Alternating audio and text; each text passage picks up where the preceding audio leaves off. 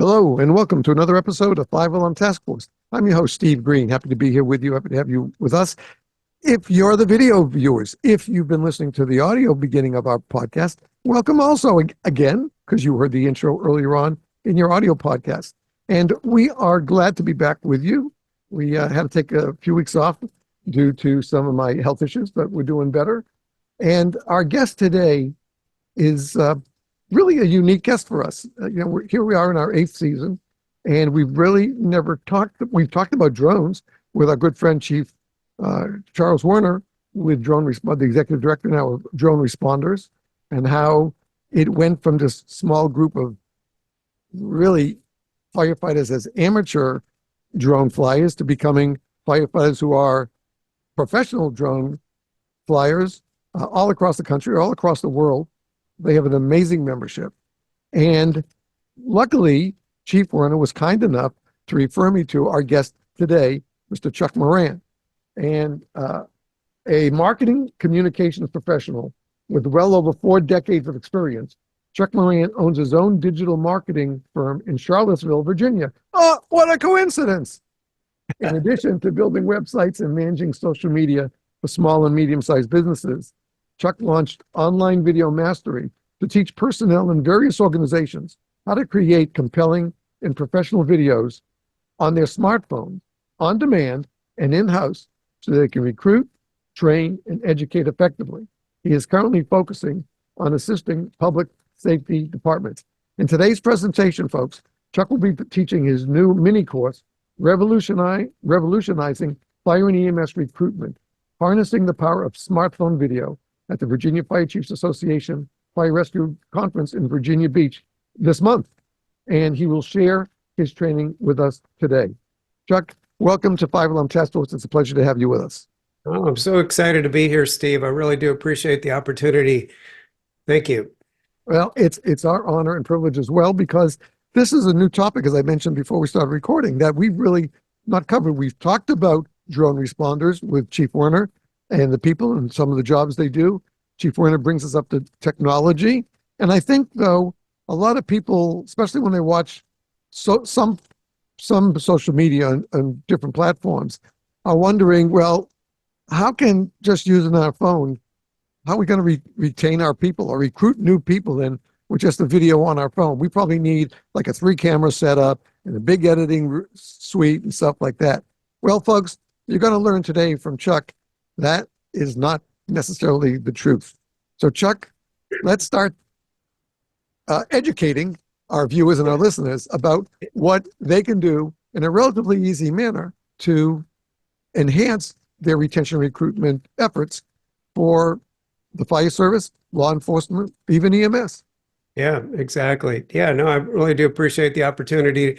This is something I love talking about in large part because we're all walking around with these $1,000 cameras in our pockets. For those of you listening and watching, how far away is your smartphone right now? In your pocket, on your desk, in your purse, in your backpack? And the trick is just learning how to use these so that we can do much more in the way of marketing and communication for our public safety departments, including recruiting, including retention, including all forms of communication, including advertising. And I think the big thing, in fact, I keep hearing this from Chief Werner, is that I say that people don't know how to start. They think, okay, well, I know how to shoot a video of my kid's birthday party, it doesn't really matter how I do it. But then I've got these other tasks that I could apply that same skill to, but I don't know what to do. The other thing that gets in the way of people's ability to jump into video shooting is editing. I think that scares a lot of people. This is something that Chief Werner talks about a fair amount. But let's go ahead and get into it. I'm going to share my screen, and as we go through these slides, I hope you learned something, and Right. feel free to... While you're getting the slide up, I want to just bring up to our viewers and listeners that this was very important to me to bring Chuck on. And that's because I started working with video and learning how to shoot and edit video on 2-inch wide videotape back in the 60s. Wow. My school, and I shared this with Chuck in my email initially to him, was at my school where I went, my junior high and high school were combined buildings, and they had built a brand new black and white radio and television studio there. So I learned how to use television cameras. And I'm talking about, yes, those big, giant 3-lens ones that you had to roll around on the floor, and wires and mics and that. Having started with electronics when I was 7, when I took a soldering iron to my own walkie-talkies to fix them up a little bit. And I've been doing video ever since. And I started my own video business in North Carolina in 78 with the first portable VHS system that came out from Panasonic. Wow. And again, in those days, editing was daunting. Yeah. So my editing was very minimal in those days because I couldn't afford the editing suite. And I grew and grew and grew a little bit. And now having Chuck on the show is going to really help me because, well, let's be honest, on these videos that I record for our podcast, I do very little editing. I just put in the title card and the credits at the end, and that's it, folks. And that's it. You don't hear the 2 paid ads because I'm not that confident with digital editing. If you gave me a 2-inch or 1-inch videotape, I could maybe even VHS. I could still do it the old way with a knife on the block and tape. Today, you don't have to worry about that, folks, because all the editing you do is electronic and it comes together seamlessly. Chuck, why don't we tell them and show them just how easy this can be? Yeah, sounds good. Steve, you do need to enable screen sharing, apparently. Okay, let me make sure I can do that for you. Nothing shows that, but I'm going to make you co-host. How's that? We'll see if that sounds works. Good. Let's see. Let's see if that allows you. Let me try it again. It looks like, okay, here we go. Yeah, so as Steve said, we're going to be talking about how you can revolutionize your fire and EMS recruitment using this $1,000 camera that we're all walking around with, the power of smartphone video. So again, I'm Chuck Moran. I'm the founder and chief instructor over at Online Video Mastery in Charlottesville, Virginia. And I'm very happy to be here to conduct this 5-alarm task force training for Steve and for all of you out there today. So by way of introduction, we've got this broken into a couple of different sections. We'll take a little break in between. And the first one is called Facing the Challenges of Recruiting Firefighters and EMTs, How Video Can Help. And what we'll cover in that section is how much recruiting actually matters. And we're going to talk about why it's urgent. Not only matters, it's urgent, how video can help, what those challenges and solutions are that so many departments and agencies are facing around recruiting these days. And then the second section is going to be about putting it all together. So I teach this thing I call the world's easiest recruiting video. And we're going to be talking about how literally what to go through to get those steps into your mind and into your practice so that you can put them to work for your department. So I'll go through the world's easiest recruiting video recipe first. We are going to do an exercise. If we were doing this in person, we would take a break and have you actually write the exercise. When we get to that portion, I'm going to ask you just to screenshot the screen or get in touch with me afterwards, and I'll walk you through this. But basically, you're going to be writing a super simple script. It's literally got 4 prompts. That's it. If you can write these down and fill in some blanks, then your world's easiest recruiting video script will be done. Then I'm going to talk about putting it all together. I'm going to provide some additional valuable information for your video program at your department, and then close with any questions that Steve may have. And Steve, absolutely feel free as we go through this to hop in and pile on with an anecdote or ask a question. I'm happy to do that. Great, thank you. Yeah, so this first section is facing the challenge of recruiting firefighters and EMTs and how video can help. The key takeaways here, I've got one goal for this training today, and that is that I want to help you learn how to create simple, effective recruiting videos in-house and on demand to attract the right candidates for your department or agency. The other thing that I really, really want to emphasize, you guys, is that you can do this. And I've got a question for you. How do I know that you can do this? Well, if you can strap on breathing apparatus and walk into a fire like this, and for the podcasters, I'm showing exactly that, a firefighter facing a fully involved home. If you can walk into a fire like that carrying a hose, you can make recruiting videos. If you are an EMT and you roll up on an incident, overturned car, and you use the jaws of life to get the passenger out and you bring her back to life or at least stabilize her, you too can make recruiting videos. So why does the fire and recruiting why does fire and rescue recruiting matter so much? Well, I saw this really amazing story not long ago, and this is a screen capture that is showing just a part of this news clip. I saw it a couple of maybe 6 or 7 weeks ago, something like that. Anyway, it was on NBC News. I'm sure it was carried on other outlets together as well. And this was a story about a cliff rescue in San Diego. And what had happened was somebody was hiking along the face of this cliff, got curious, and wound up down in a hole and got wedged in. And he was down far enough so that it wasn't easy for anybody to reach him. Luckily for him, and he'd been down there for quite a number of hours, he, was obviously hollering, trying to get some help, but not a lot of people around. But luckily for him, some teenagers were playing along the face of the cliff, and they heard him hollering and tried to get him out.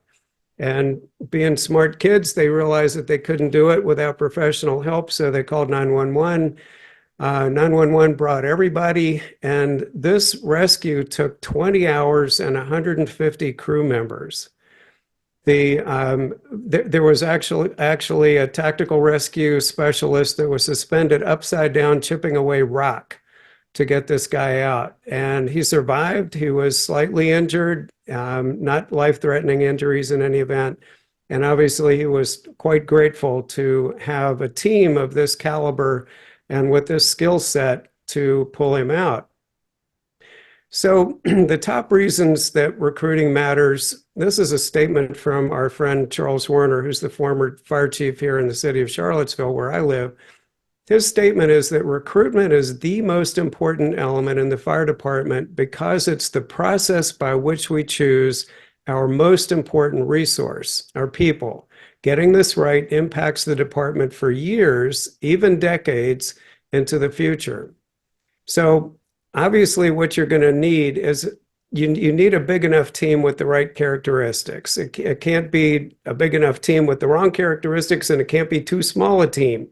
What you need is a group of people who are physically and mentally fit, empathetic, people who believe in community service and in helping people on their very worst day. The team needs to be big enough to be rested and ready to function fully in often unknown and potentially stressful and life-threatening situations. And of course, you need a team that's large enough so that team members can be out sick if need be, take parental leave or other forms of PTO. So let's talk about why recruiting is so urgent. Well, for one thing, there's a very long runway from that signing step. And a lot of you will remember this who are in the service. There's a long runway from the signing all the way to that recruit being on deck, on the apparatus and running calls. The department will also invest a significant amount of money in from the signing step on through the onboarding and initial training processes. So it's urgent because your departments want to be able to invest wisely, right? So this is an ROI kind of a question for your department. The other thing that you need to add on is consciousness about the lead time for marketing and reaching out to prospects. So even before that signing step, and you congratulate them and welcome them into the training process, there has to be months, maybe, if not that, then weeks of lead time for reaching out to your prospects. So this is something that, like they say about planting a tree, the best time to plant a tree is 20 years ago. Second best time is today. So you need to be thinking about this because the time when those recruits start forming at your front door is not tomorrow. You've got to plan for this lead time. The other thing that I've heard from Chief Warner is that there's a much smaller pool to work from in terms of recruits. In Charlottesville, the chief told me that there used to be something like 300 applicants for 5 openings. So they would put out an announcement, 10, 15 years ago, they've got 5 openings in the fire department, and 300 applicants would instantly show up. Well, okay, maybe not instantly, but they'd be there. Right now, the 300 has dropped to about 70 people who will apply, and there were only there'll be more like 70 for 20 openings because there's so many people that are not in the fire service anymore. So it used to be 5 openings, now it's more like 20. Used to be 300 applicants, and now it's down to 70. And of course, as you all know way better than I do, emergency calls never ever take a break. And the last component about the urgency is that retirements and attrition mean that the pipeline needs to be filled continuously, right? So why does video matter so much? Well, this is a really key thing that I want you all to consider. As consumers, we've been conditioned to watch video ever since we were little kids. And when I say video, video includes television, movies, commercials, Netflix, Prime Video, all of those different methodologies whereby motion pictures are transmitted to our brains. We've been conditioned to accept that since we were little kids. Steve and I are old enough that we may have grown up on Captain Kangaroo and Mr. Green Jeans. I don't know about you, Steve, but he was very, but those guys were very much part of my youth. And so there are younger people in the audience who grew up on Big Bird, and even younger ones who may have grown up on SpongeBob SquarePants. But my point is clear here. I believe that we have been conditioned to consume video. So if you're leaving that out of your quiver, if you're not using that in your toolbox, video is something that you really need to add in because your audience is already prepared to accept video. This is a really amazing stat to me. Viewers retain 95% of a message when they watch it in a video compared to 10% in text. So why are you putting out text-based advertising for recruits? 95% of a message is retained when they watch it in a video. This is another really astonishing one. People are twice as likely to share a video with their friends than any other type of content. Well, why does this matter? If you've got a number of recruiting videos that are out there on social media, your YouTube channel, possibly in ads on TV or just digital ads, there's an opportunity for a young recruit's aunt, mother, grandfather, brother, friend, someone at work who will see it and then refer that recruit to the video, because people are twice as likely to share a video with friends than any other type of content. This one blows my mind, and I've looked this up a couple of times. We are watching an average of 19 hours of online video per week. And of course, a lot of the younger folks that are in our recruiting pools are getting their news and all of that kind of entertainment from TikTok, from shorts and reels, and not from national TV networks like Steve and I grew up on. When we grew up, there were 3 networks, right? CBS, ABC, and NBC. That was the end of it. Now video is coming at us 24/7, but the young people are not really tuning into TV anymore. And then the last thing, and this is important as well, and that is that, video efficiently moves people through the know, like, and trust process more efficiently than anything else. And what I mean by the know, like, and trust process is that when you meet somebody, let's say you are from a casual meeting to you're being introduced to somebody who can help your business or help out around the department, we all go through this human nature process of getting to know them.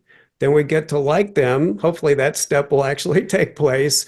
And then you build a trust. And then the step after that is often some type of engagement or activity. So if you know, like, and trust your car salesman, you might wind up buying your car from that individual. Same thing works with video, because the more you can share the brand of your department, of your EMT group, the higher the likelihood is that people will move through that know, like, and trust process, because you're building familiarity.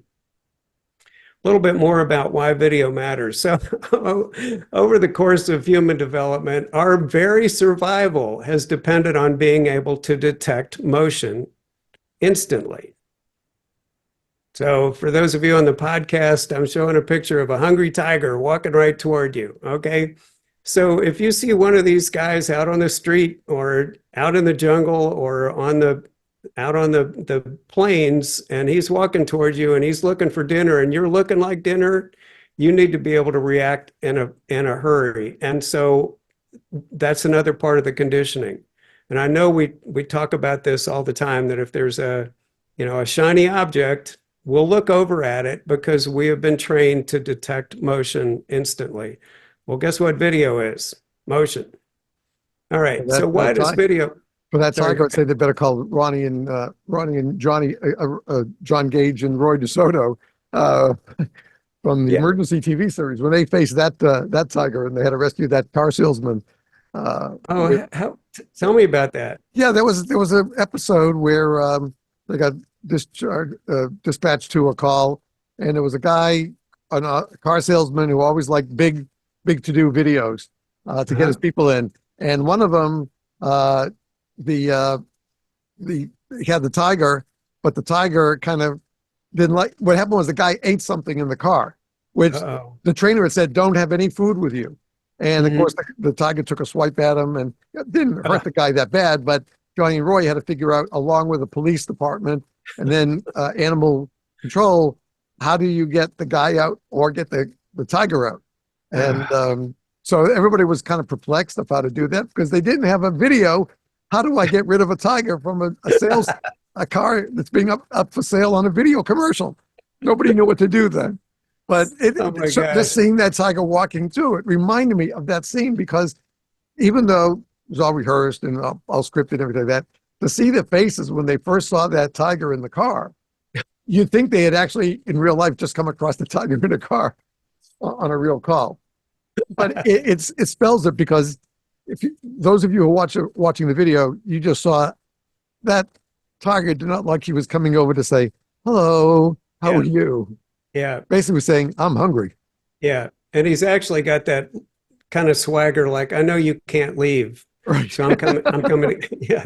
There is a wall behind you and you're not going past it. And you're my dinner. Right. Yeah. Yeah. And funny thing these days with YouTube being the second largest search engine in the world, and it makes sense since it's owned by Google, we can find anything we want on Google. So we might want to take a look for that video. It might be out there, Steve, about how to separate an injured person from a tiger inside an automobile, just in case people need that. So video captivates and grabs our attention and tugs at our heartstrings more than just telling a story. Now, a lot of us are readers and we visualize things when we're reading, but video really does instantly captivate your attention and pulls at our heartstrings. So some examples are tearjerker movies, feel-good news stories. The ones that I'm thinking about are the ones that are often at the end of a nightly news broadcast where they will show a deployed soldier coming back from Iraq or Afghanistan and overseas duty of some kind, and she sneaks up on her third grader at school, and the little kid jumps on mom, and there's a lot of tears that flow. Well, that's video. And another one that I'm thinking about are the Clydesdale ads during the big game. Now, I'm not literally legally able to say the Super Bowl. Those two words are not supposed to come out of people's marketing mouths anymore. So I'm just calling it the big game. But those Budweiser Clydesdale ads are also very memorable because they're very simple and they are indeed video. So our brains process images super fast. Now, Steve, I've got a little video that I'd like to share here, and Sure. people at home can take this test themselves. If you want to go through this exercise with me, Steve, then you're welcome to. This is something that I've just added into my training, so I'm thinking it's going to go fine. But here's what I'd like you to do, whether you're at home and watching this, or if you're Steve, what I'm going to do is run a little video. It's going to open with a black screen. There's going to be 3 seconds of time between individual shots. Okay. These are individual still images. So it's going to be black screen, still image, black screen, still image. There's a total of 6 images. And Steve, I'd just like you to have just come out and say one word to indicate what picture you're seeing. Okay. So if you see a picture of a banana, just say banana. Are you ready? I'm ready. Okay. Helicopter. Chicken. Lemon. Flamingos. Mountain. A+, Steve. I hope everybody at home that saw that on the video got it as easily. What's amazing about that, and I appreciate you participating in my surprise video test there, Steve, is that the first two clips, the first two still images of the helicopter and the chicken were on the screen for 2/3 of a second each. 2/3 of a second. The middle two were on the screen for a half a second each. And Steve, you may have noticed that it was speeding up, that each item was on the screen for a little bit less time. The last two, the flamingos and the mountain, were up there for 1/3 of a second. And Steve nailed them. So I think you can see where I'm going with this, that motion pictures are processed in the brain and still pictures are processed in the brain much faster than other types of content. And there has been apparently a refutable myth out there that our brains process images 60,000 times faster than text. I was reading a blog post the other day that said that's not actually substantiated, so I'm going to quit saying it. But there is a study that says that our brain can process images in 13 milliseconds. Wow. So milliseconds, there are 1,000 milliseconds in 1 second, and in 13 of them, we can identify something. So once again, if you're not using video to communicate, then you should consider adding it in. So which of these two things grabs your attention? This is an EMT, this is literally an EMT recruitment post on one of the major platforms. For those of you who can't see it on the video, it's in text, and it just goes right through job details, job type, what type of shift, what the full job description is. So if that's something that somebody's putting out to grab your attention, does that work better, or does this? Are you searching for a job that will give you purpose? You want to be part of a team where you will continually grow both professionally and personally? So we'll come back to that. But Steve, which of those two do you think people are going to pick? They're going to go with the video right away. Absolutely. You don't even really want to spend any time on the other one. It's like they say, too long, didn't read. It's just too long. I didn't want to read it. So a quick note about myself. How did I learn how to make videos like this? 100% self-taught. I've been fascinated with film since I was a little kid, like all of us, going to Westerns in my case at the Paramount Theater here in Charlottesville. I did take a course in college that taught the instructor taught us how to look at movies on two levels. One was what the story is, what we're being told in the story, how people are getting from one place to the other, what the dialogue is and all that. The second level is how they put it together. So this gets back to the editing that Steve was talking about, because the editors are the ones that really make the story happen. The directors and all the other crew members are the ones that provide the fodder to put things together, but it's that editor, as well as the other visionaries on a movie set, that make things happen in the order and with the rapidity or the strength or the weakness or whatever it is, including music and all those things. And so now when I'm watching movies, let's say there is a camera shot that lingers on an apple. just a little bit longer than you think it might, you're being told that that's going to come back later.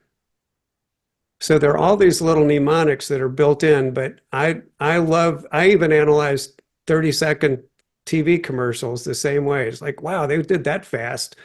So anyway, again, my name is Chuck Moran. I'm the founder and owner of Ball Guy Studio. For those of you who can see me, I have a very prominent brand on top of my head, and I have created an offshoot to manage my passion for video, which is called Online Video Mastery, and we are in Charlottesville, Virginia. I got started in this. I was hired a couple of years ago by the Virginia Association of Soil and Water Conservation Districts to conduct a workshop, not unlike this, different, but not unlike this one, where I trained their staff members to be able to make better quality videos with their smart devices, iPads and smartphones. And one of the things that they wanted to do, and I'd like to suggest this to you all, is that the Virginia Association or the Water and Conservation District personnel, a lot of you are familiar with this type of work, but they go out into the field to farmers and help them with things like keeping the cows out of the creek, how to keep erosion under control, and those kinds of things. What they wanted to do was to be able to shoot FAQ videos. Okay, so why keep sending a staff member out to one farm after another to say the same thing over and over and over and over again, when you could make one video, refer the farmer who's interested in that subject to the video, and then if he or she has questions, they can certainly ask for a staffer to come out.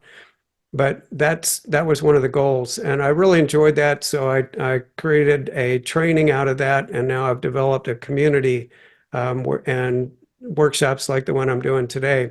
I'm also a partner with the Virginia Fire Chiefs Association, and I'm a partner with the Drone Responders Organization with Charles Warner. Any of you who are drone pilots or have departments who are considering getting into drone technology, I strongly advise you to join Drone Responders. It's at droneresponders.org.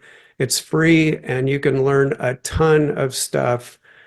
Charles is one of those guys who just gives it away to help people.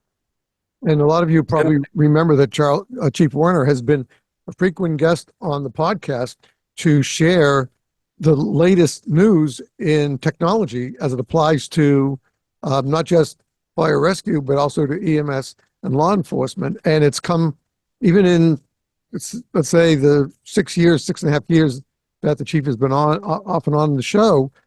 It's been amazing to see the technology that has developed since that time. I also want to bring up another important issue that you touched on, Chuck, and this is a personal check, is that when I was cajoled by friends on social media back in 2016 to create a podcast, I didn't even know what a podcast was. I had a background in radio, both in college and in doing another radio show about the fire service on a radio station.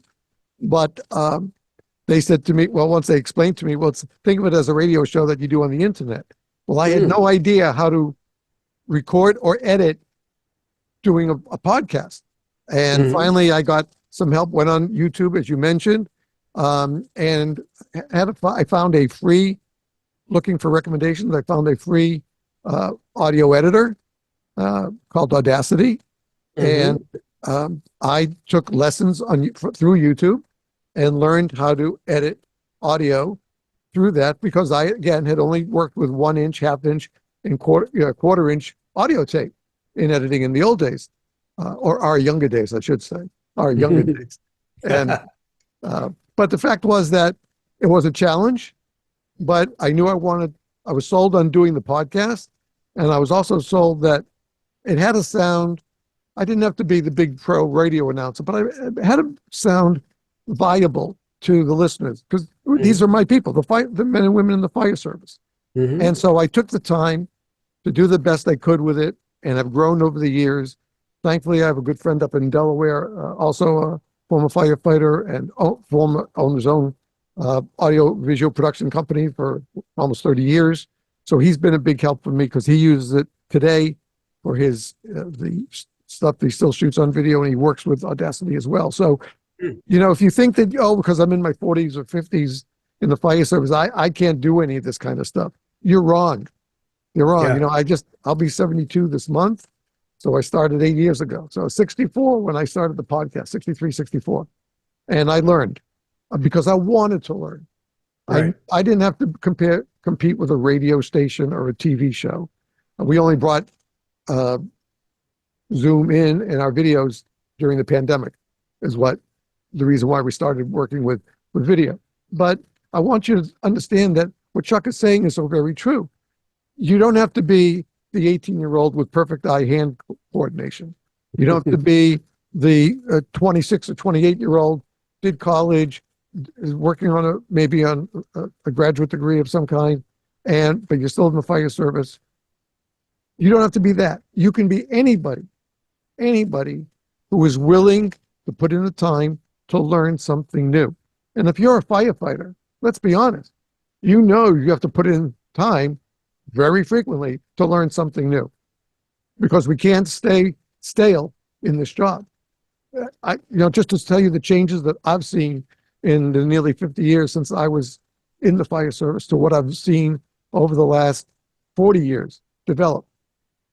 So what Chuck is saying is so true that if you want the tool and you want to use it to the best of your ability for your organization, then don't think that your age is going to be limiting to your ability to learn it. If you want to learn something, you will learn to do it. Knots were hard when we first learned to tie them. Now we tie them, throw them, and boom, we got them down. Throwing up a 36-foot ladder was hard when we first did it. Now as a team, we can throw it up in just a moment or two. Okay, doing these videos or audios, if you're going to do audio work, you can do this and you can learn as long as, number one, you believe in yourself. Number two, you're willing to learn. And then number three, you're willing to practice. Yeah. Right, Chuck?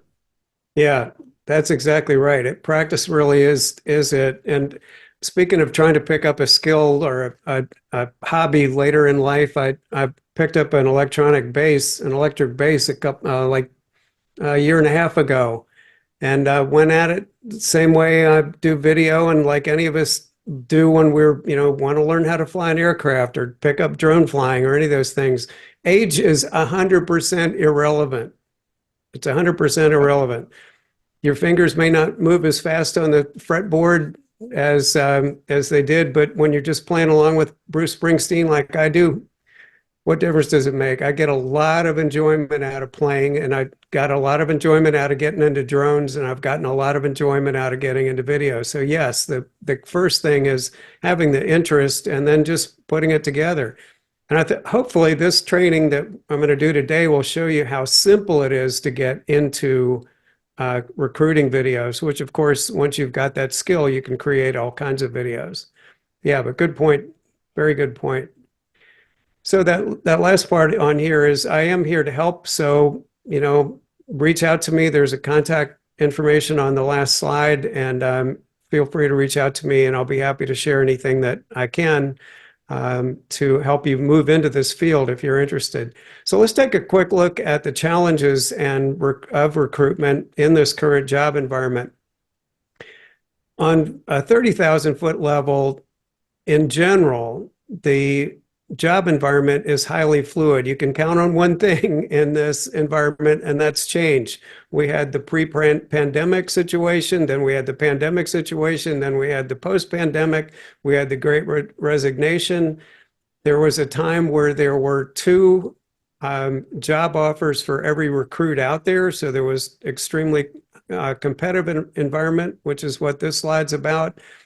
That your department has to compete for good people against other opportunities that they're considering, not just becoming a firefighter in a different department, but in all kinds of other jobs that are available because the job market is on the rebound. So you've got a lot of competition to have to deal with. You also may be dealing with more well-heeled municipalities nearby that seem to be snatching all your best recruits. So, you've got to use the best tools that you can come up with. There are a number of people who already have good jobs that you're going to be trying to attract away from those jobs. So you need to, again, have all the tools in your toolkit that you can use. There are many top talented people who just are very happy with where they are.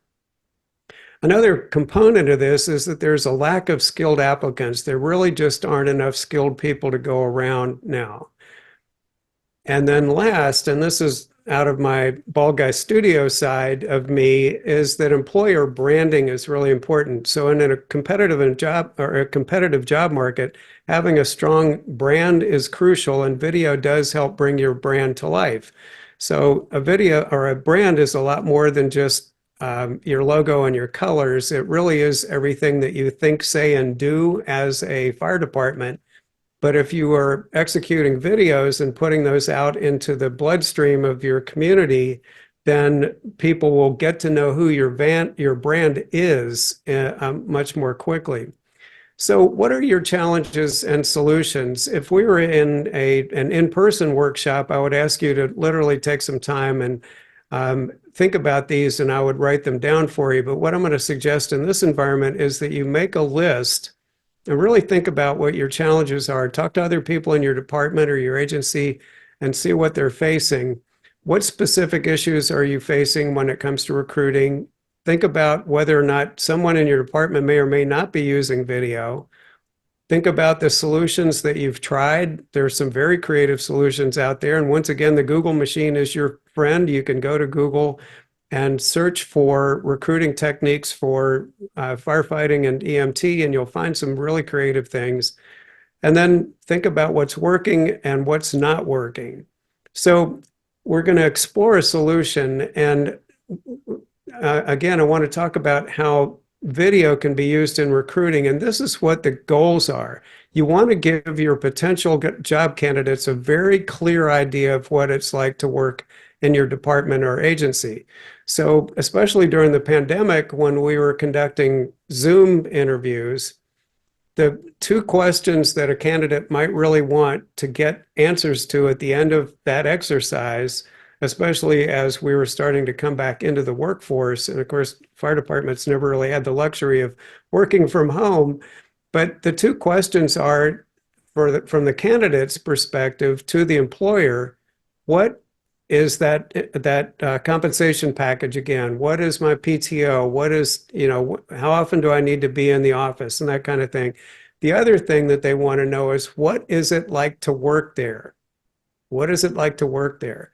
And so you can use video to literally visually explain what it's like to work there. You also want to let them know what kind of activities they'll be handling on a day-to-day basis. And this sounds a little woo-woo to maybe some of you, but I think it's really important, and that is to express the feelings that someone can expect to have when they're working for your department or agency. So for instance, whether or not a lot of members of the team have an overall sense of pride, or knowing that they're saving lives or property. The other thing that you want to do is get the attention of people who may have never considered being a firefighter or a medic. Video is much more of a cultural expectation. It's a language, if you will, that is spoken by the younger folks. This is your recruiting pool, remember, because these younger folks have grown up with video their entire lives. That's literally how they're consuming their news and entertainment, as we talked about. So do the old-fashioned techniques work? I don't think so, but if you're doing them, maybe you can prove me wrong. But let's say that you are a prospective recruit and you've been invited to an event, and you're at a table and you're looking at different job opportunities at a job fair.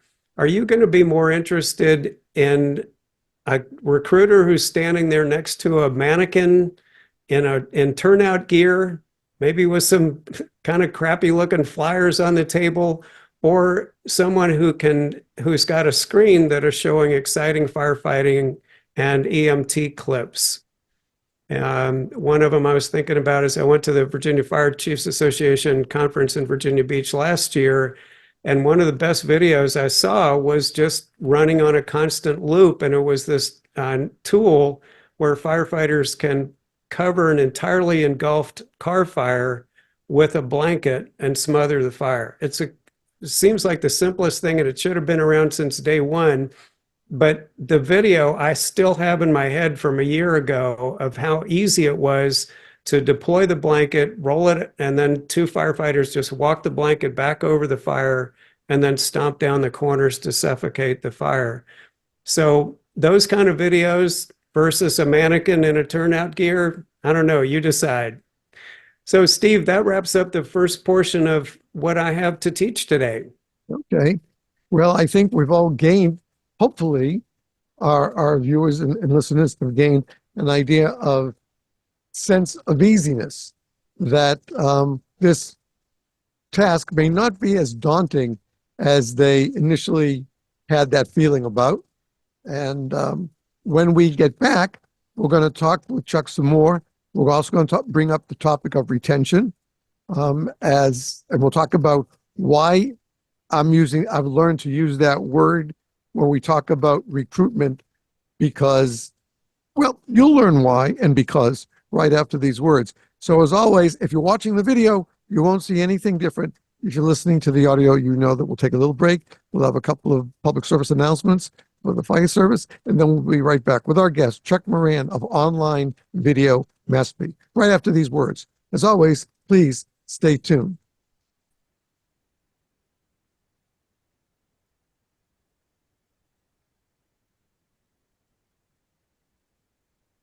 Hello and welcome back to this episode of 5 Alarm Task Force. My guest today is Mr. Chuck Moran of Online Video Mastery. In our first segment, we spoke about facing the challenge of recruiting firefighters and EMTs and how video can help. If you didn't see that first section, you really want to go back and watch it because it really is the telling of the whole purpose of today's podcast. Is our first one like this about this specific topic. And this is a great time for having it because of the challenges we are facing in our fire and EMS services and in law enforcement as well with recruiting people to fill the jobs. We know there's been a lot of turnover. We're not talking about other industries. We're going to focus right on our industries of life safety. And there are a lot of challenges that we are facing. And one of the ways that I've seen on social media that get most of my attention, even though I have a long history of working in video and audio, is those video reels. And they mean a lot. Now, I've been trying to teach myself and learn how to do them. And one of my good friends from the podcast has been promising to help me. But we're not getting that way yet because of our schedules.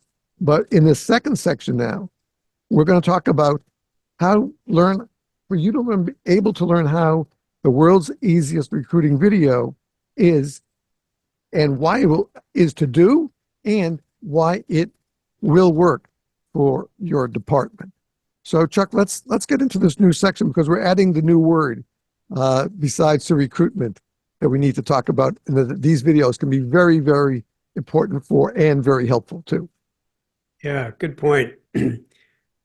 So, yeah, as Steve said, welcome everybody back to the second portion of our program.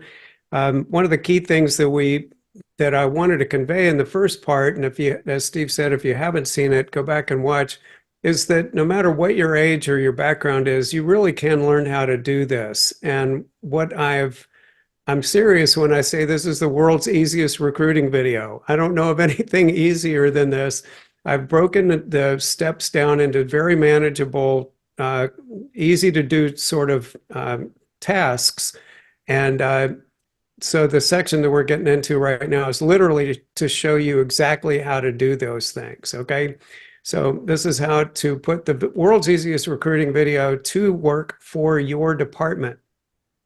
So there are several ingredients, and the gear that you need, as we've talked about, is your smartphone. That's it. We've all got this gear. We've got the how many people don't have smartphones is more of a pertinent question these days. The earbuds that came with your phone will help you with audio, and we'll talk about the importance of audio here in a second. So the best thing to do in this section is to think about this as a recipe. So I'm going to provide the cookbook, and then over time, you're going to learn how to create these ingredients. And there are just 3 of them. You can get fancy later, but they're really just three ingredients. So the first one is an audio recording of your script. Okay. In video and TV production, we call this the voiceover or VO. And the audio recording of your script is the very first ingredient. The second one is the video clips themselves. And then the third one is actually optional but highly recommended, and that is a soundtrack, because as we'll discover here in a minute, the soundtrack is important for your for setting the mood. And actually, Steve, you know what? I need to go back and reshare because I realized I did not turn on those two sound segments. Okay. Well, while you're doing that, we talked about the concepts before we went to the break about why we're adding retention, and the reason why is another good friend of the podcast. He's been on several times. That's Chief Tony Correa up in New Jersey, a great EMS and fire chief.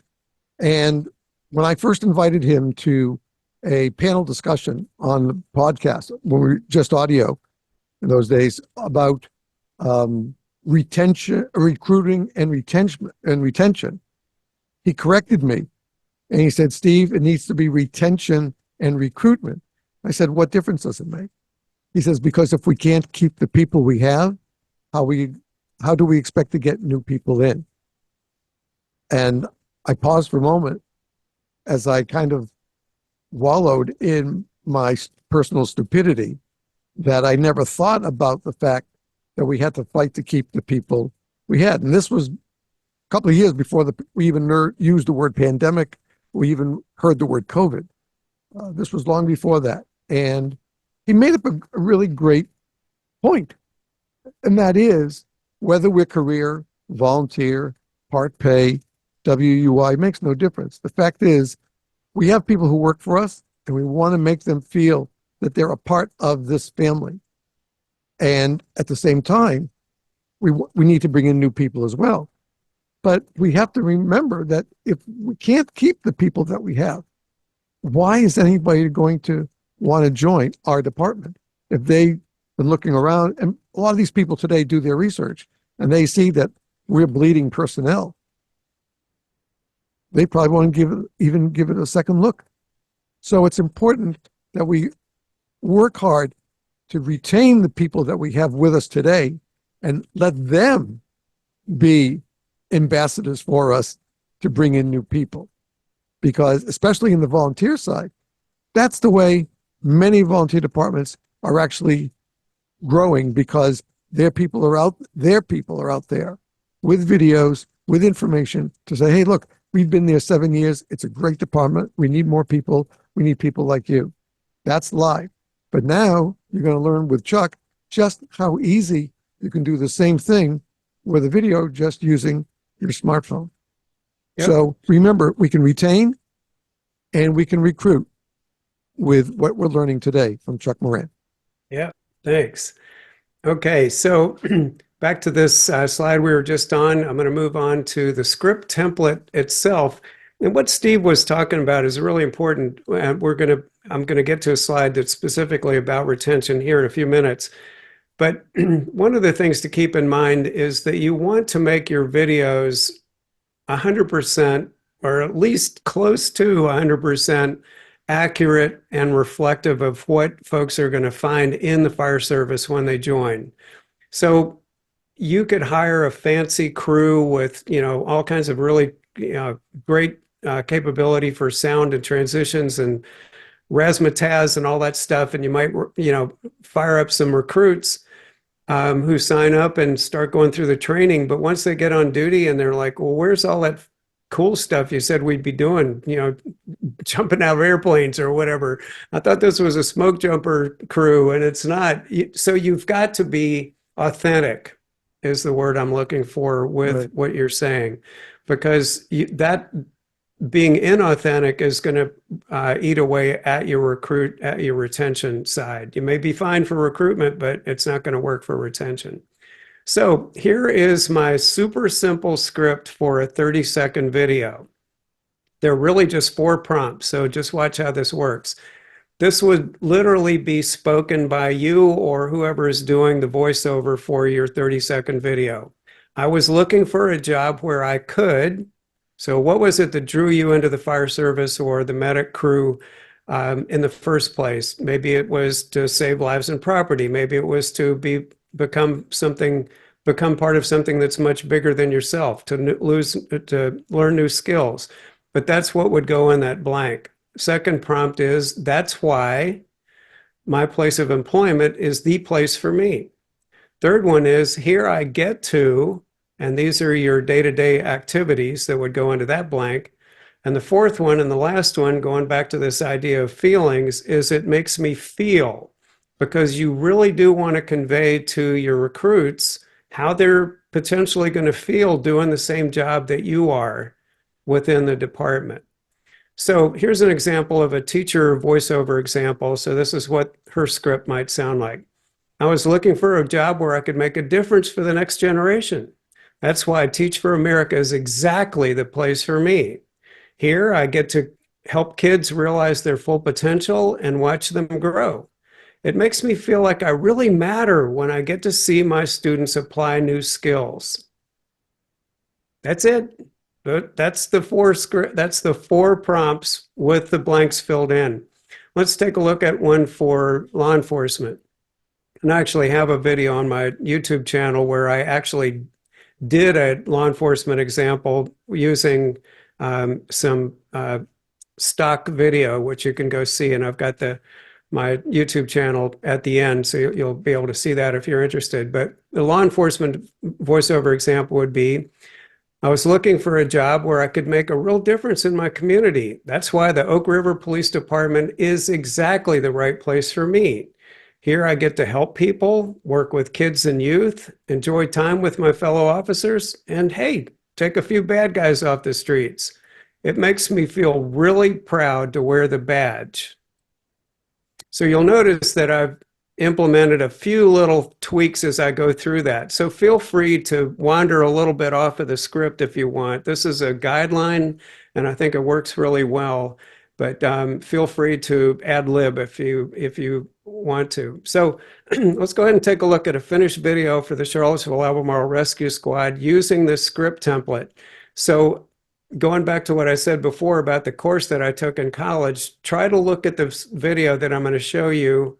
Watch the video, but listen for the script, because the chief of the Charlottesville Albemarle Rescue Squad was using this exact script when she made this video soundtrack for me, and then I put the video together. So here we go. I was looking for an opportunity where I could truly make a difference in my community. That's why the Charlottesville Albemarle Rescue Squad is such an amazing place for me to volunteer. At CARS, I get to help people in their time of need, engage with community members around preventing emergencies, follow up with our patients experiencing mental health and substance use related emergencies, and mentor our rising providers and leaders. I feel a deep sense of pride and gratitude for the impact of my work at the Charlottesville Albemarle Rescue Squad. I'm Virginia Level, the Chief of CARS, and we'd love to have you join us.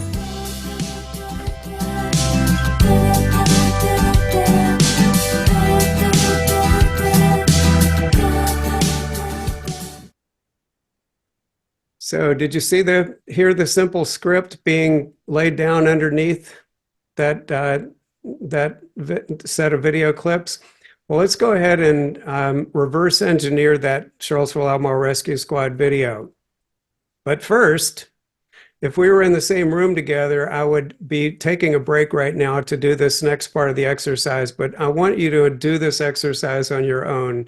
And this is what I call the audience participation portion of the training. So I am going to be doing this training at the 2024 Virginia Fire Chief Fire Rescue Conference in Virginia Beach. If any of you are going to be going to that training or to that conference, feel free to drop in. I'll be teaching on Tuesday morning at 0800 and 1000 hours on Tuesday the 20th. So the first exercise, or the exercise that I want you to do, is the script. So what I'd like you to do is, when I finish filling out this slide, I'd like for you to screenshot this and then work on the script in your spare time. You don't have to do it, and please don't do it during the podcast because I want to keep your attention on the screen. But here's the way it works.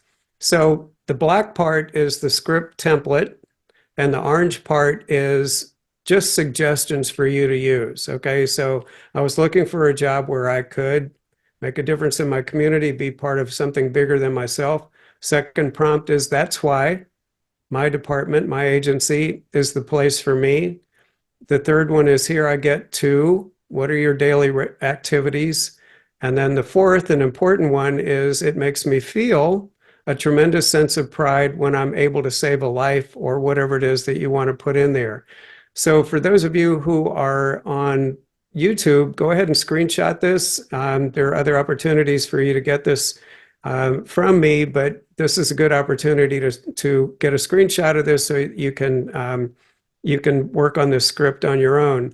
And for those of you on the audio podcast, feel free to reach out to me and I'll be able to provide this to you. I'll be happy to send it to you in an email. So you guys are all familiar with the buddy system. So after you have written your script, I would like for you to pick a buddy that you work with or a family member and read your script aloud a couple of times. This is just good practice. And I know Steve from his video background can attest to the value of practice and also just being able to hear your own voice, getting used to it. Now, you may wind up, when you're making your video, have someone else actually read the script, but I think it's helpful for all of us to get used to thinking about how those words are going to come across when you present them in a video. So actually reading it out loud may seem scary, but believe me, it's way less dangerous than the work that you all do on a daily basis. So now that you've got that done, let's say you're on the other side of that project, you've written your script and you've read it aloud to a couple of people, maybe your spouse or someone in your family or someone you worked with. You did survive that without medical intervention, so let's go ahead and move on. So now that you've gotten your script, the next step is to record the script onto your phone. And here's how you do that.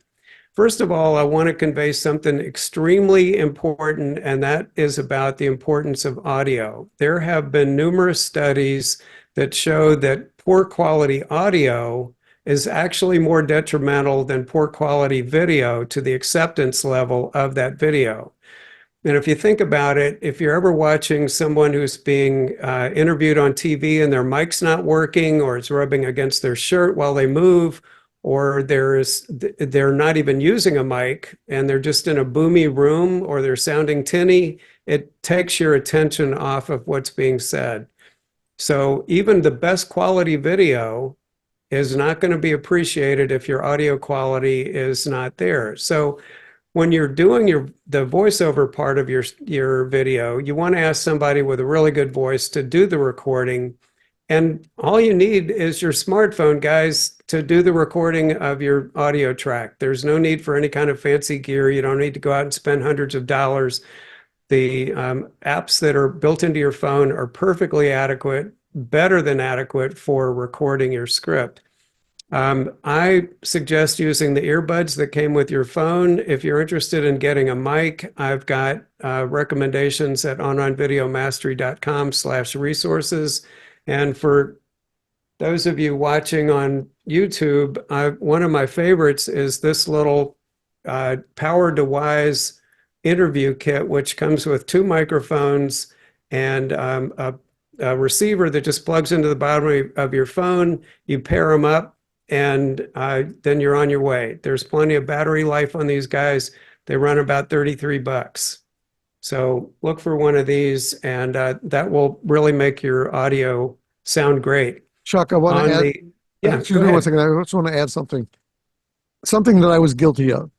When I first started the podcast and we were doing the audio only, I did not know my mixer as well as I should have and the audio. And I remember, for whatever reason, after 8.5 years, we don't have a lot of comments on the podcast platforms.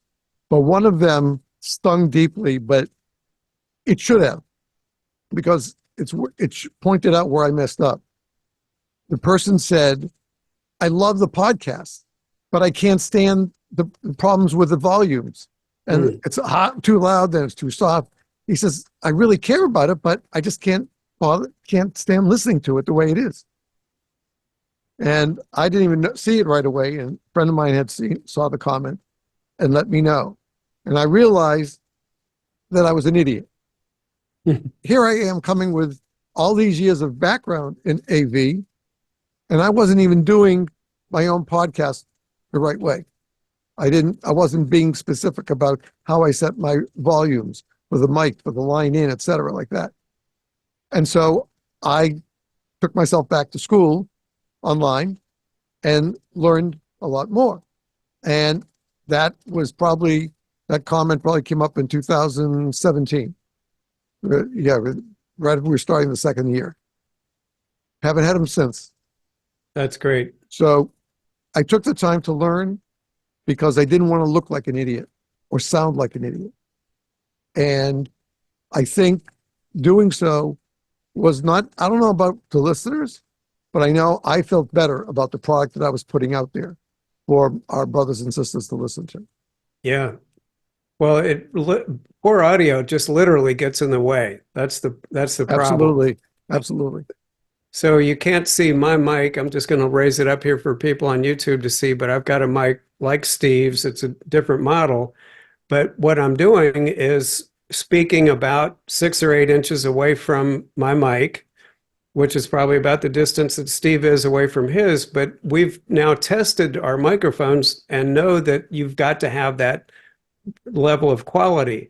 If I were trying to do this training without benefit of the mic, then you would hear a boomier room. You would probably pick up the fact that I've got a little heater going over in the corner, and you might hear some of that audio. Audio is just super important. My story, Steve, is that I was a guest, I was an attendee, I should say, on somebody else's broadcast. And at one point I was asked to say something. So I just gotten my fancy new Blue Yeti mic, and I was allowed to speak, and I did. And it turned out that one of the guys on the call, similar to what you went through, one of the guys on the call was actually an audio engineer.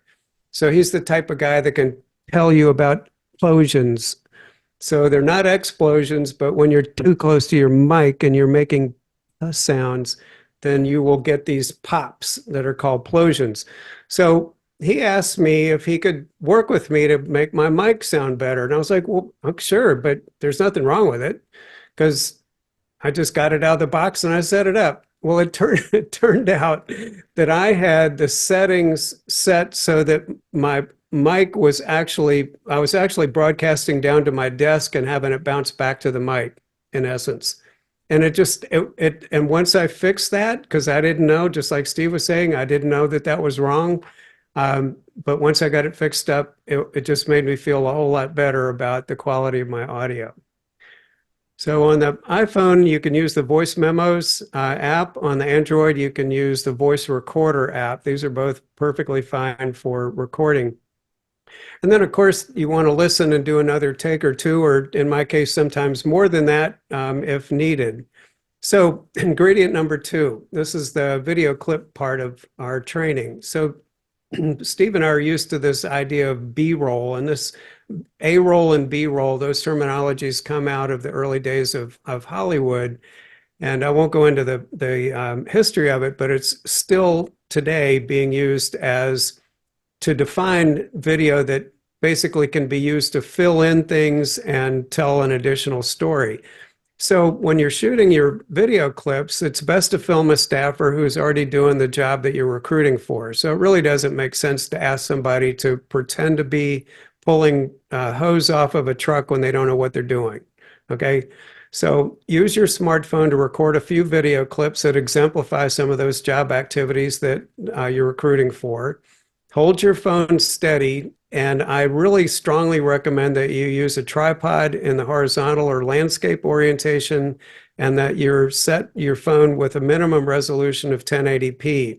The steadiness is really important. The newer phones actually can reduce shake by a lot, but I still recommend that you use a tripod, whether it's a full-on photographer's type of tripod with the extendable legs, or a tabletop, like, let me show you this one.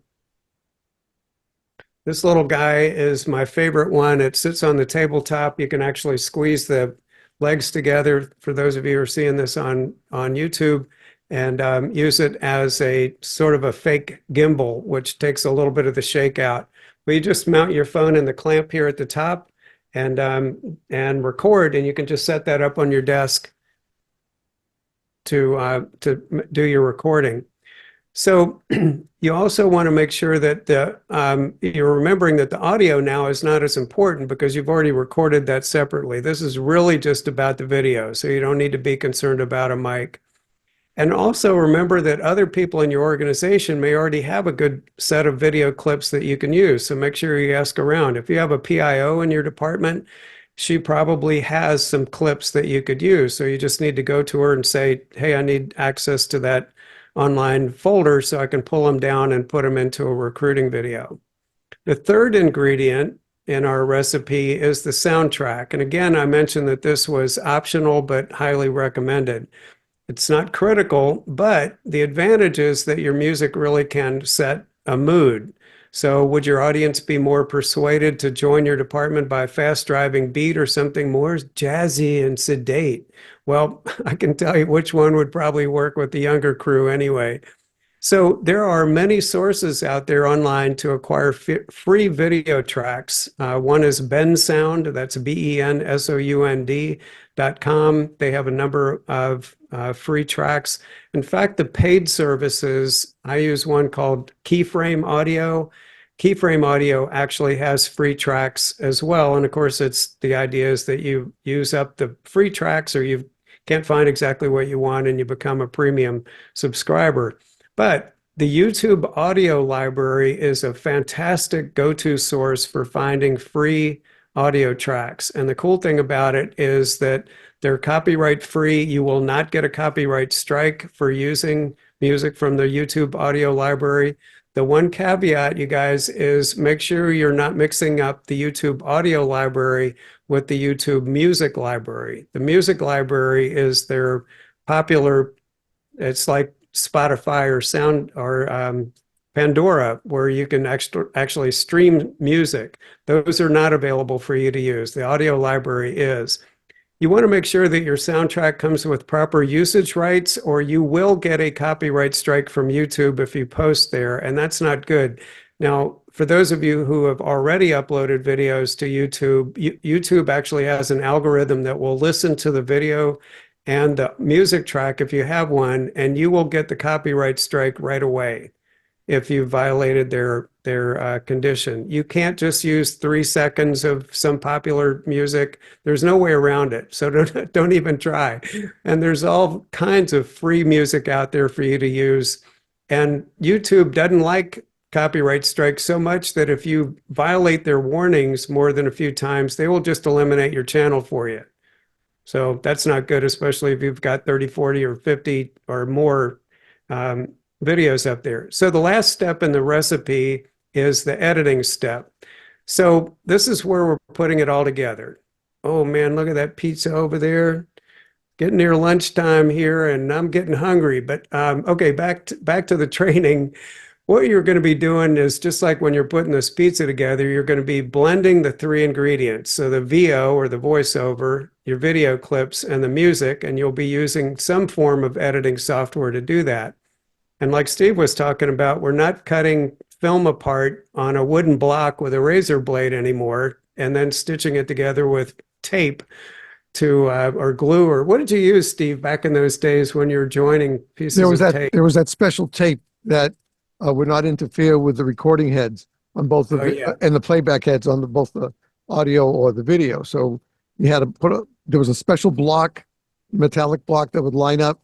You'd make the slice cut, and you have to bring them together, tape it carefully, and then just put it on, flip it over, because you had to do it on the 2 sides. You couldn't bend an extra quarter of an inch of the tape over and under.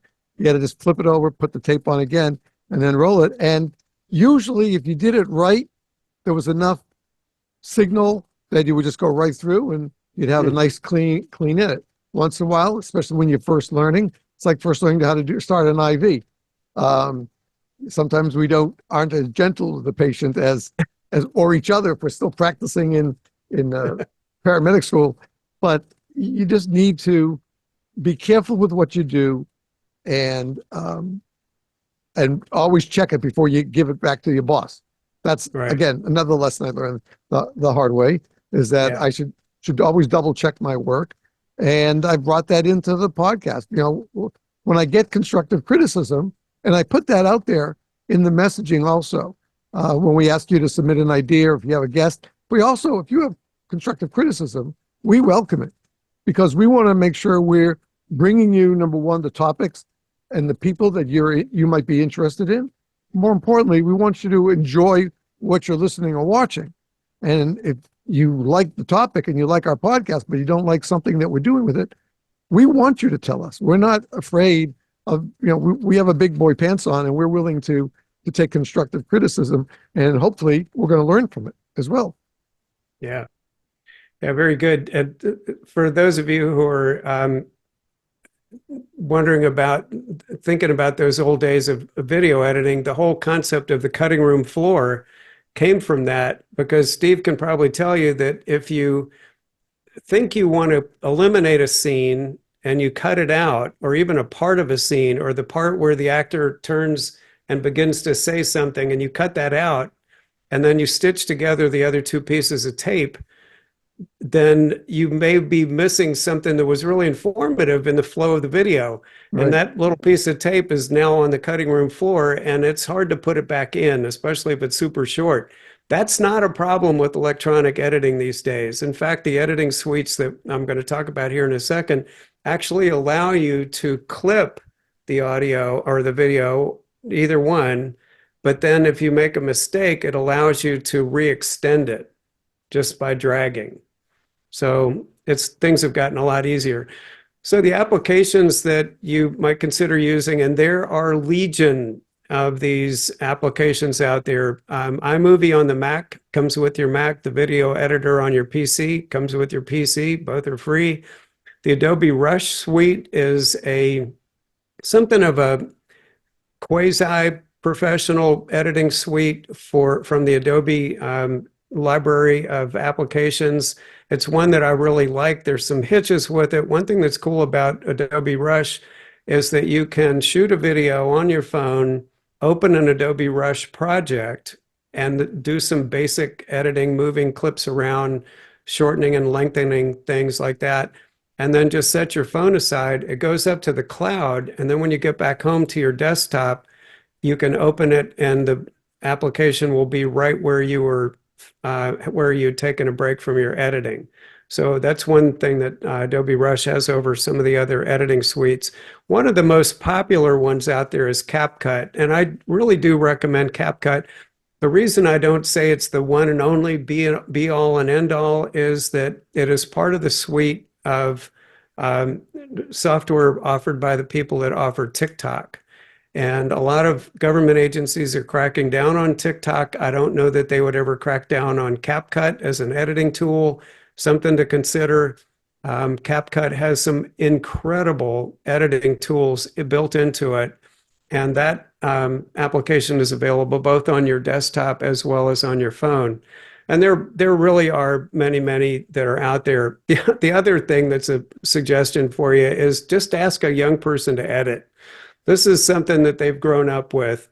Don't overthink what your edits are looking like. Don't try to be too precious with them. Don't overthink it. And then just export from your software. Again, we talked about having your settings set at 1080p. You can go above that to 4K, and you'll have more resolution to work with. And then you can post your video to your website, your YouTube, and social media.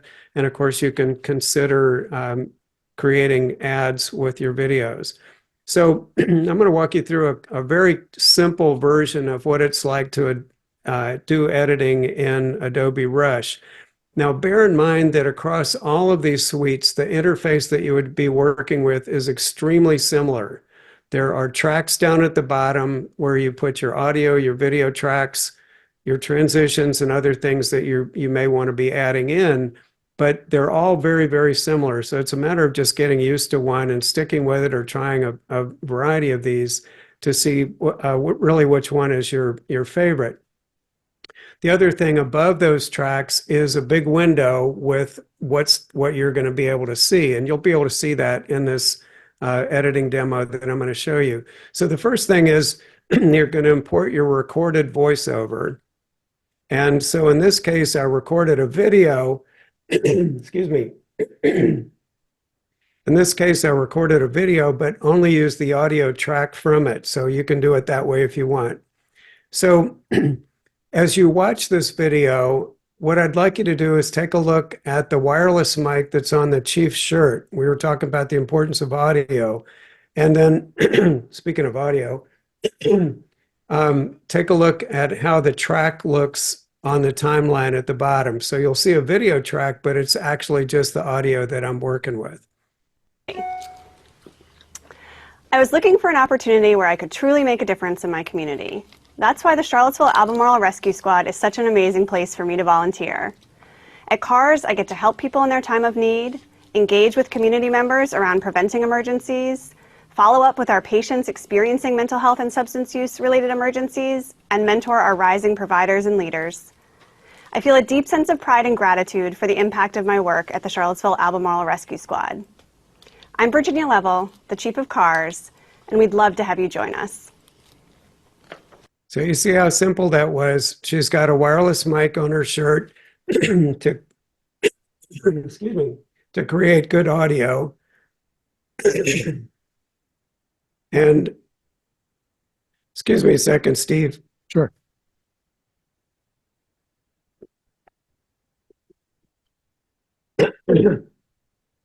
So she's got this wireless mic on her shirt, which gives you really good audio. Sorry, just a second.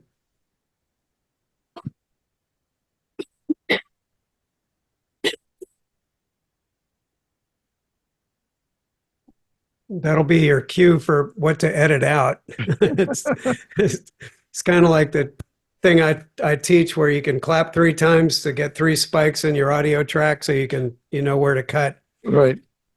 So back here to the demonstration, you can see that there's actually a video track down at the bottom, but I'm not actually using the video track, and you'll see that here in the next little part of the demo. I'm really just showing you what Virginia Level was doing there, and she literally had a piece of paper in her hand where she had written out the prompts and filled in the blanks. Then I mic'd her up. I took my phone out, and I didn't have a tripod. I just handheld it because wasn't really a concern about shaking, and I recorded her video so that I could get the audio.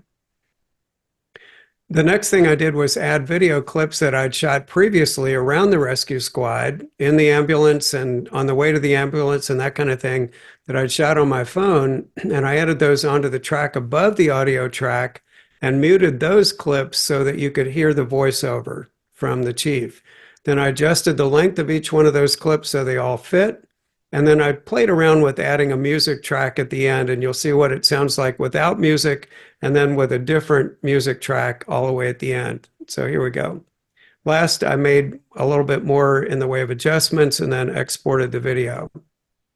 I was looking for an opportunity where I could truly make a difference in my community. That's why the Charlottesville Albemarle Rescue Squad is such an amazing place for me to volunteer. At CARS, I get to help people in their time of need, engage with community members around preventing emergencies, follow up with our patients experiencing mental health and substance use related emergencies, and mentor our rising providers and leaders. I feel a deep sense of pride and gratitude for the impact of my work at the Charlottesville Albemarle Rescue Squad. I'm Virginia Level, the Chief of CARS, and we'd love to have you join us. So for those of you who are watching this on video, you can see the stacking that I did. I put the little clip of the music track that I was just kind of playing around with all the way at the end just to demonstrate how you can do that. The next track up is the audio track from the chief when she was speaking her lines. And then on top were actual clips, video clips that I used from my phone. So if there are any questions that come up about how I put this video together or how I do the editing or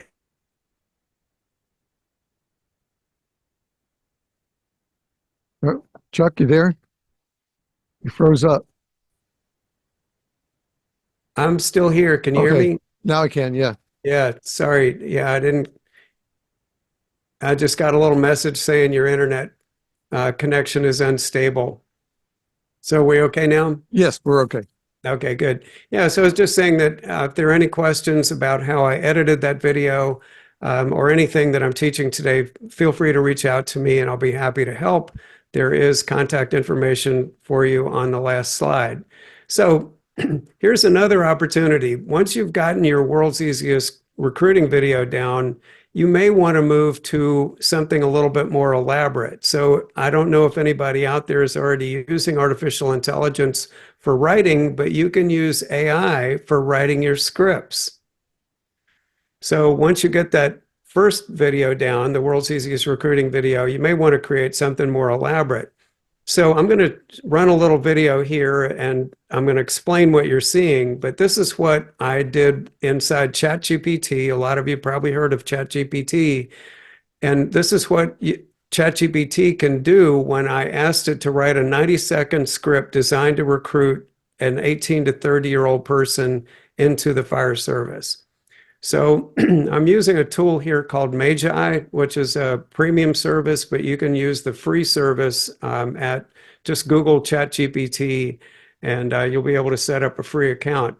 This particular tool is using ChatGPT 4, which is an upgrade.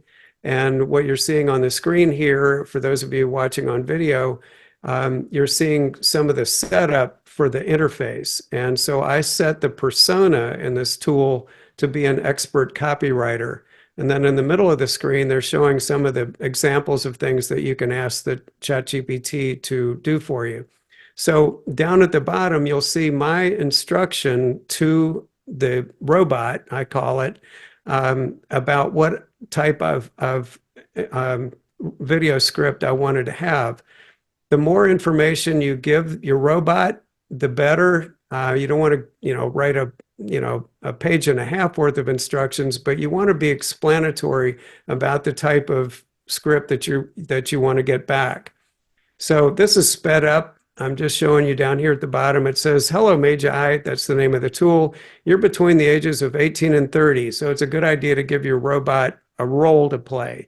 You are looking for an exciting career and you're considering many options. Please write me a 90-second video script with visual prompts in a second column that would attract you to applying for a job. You are looking at joining the Spotsylvania Fire Rescue Department. Use a tone that would appeal to someone in this age group." Now I fixed a couple of typos and I hit go, and this is also sped up, but Magi is now considering what I've asked it to do. And the robot's literally saying, "Certainly, Chuck, here's a script for a 90-second video, just the way I'd asked for it." Now I've sped this up and I'm going to show you a still shot of what the robot has written here at the end. So if this looks like it's going by too fast to read, it is. So don't bother about what it's putting together for me. I'll show you that here in just a second. So it's always good to be nice to your robot. So I say, "That's fantastic. Now delete the reference to Magi," because it misunderstood what I was asking.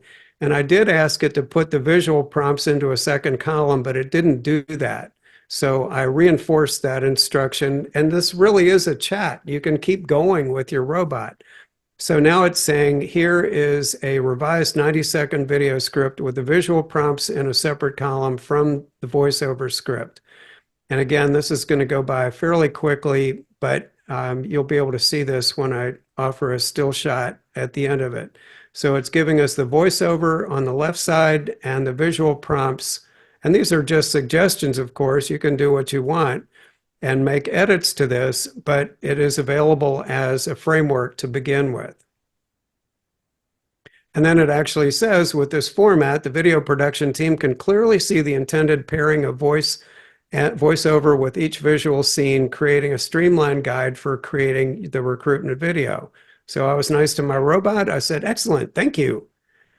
And Magi writes back to me, "You're welcome, Chuck. If you need any further assistance or another piece of copywriting crafted, feel free to ask. And good luck with your recruiting efforts for the Spotsylvania Fire Rescue."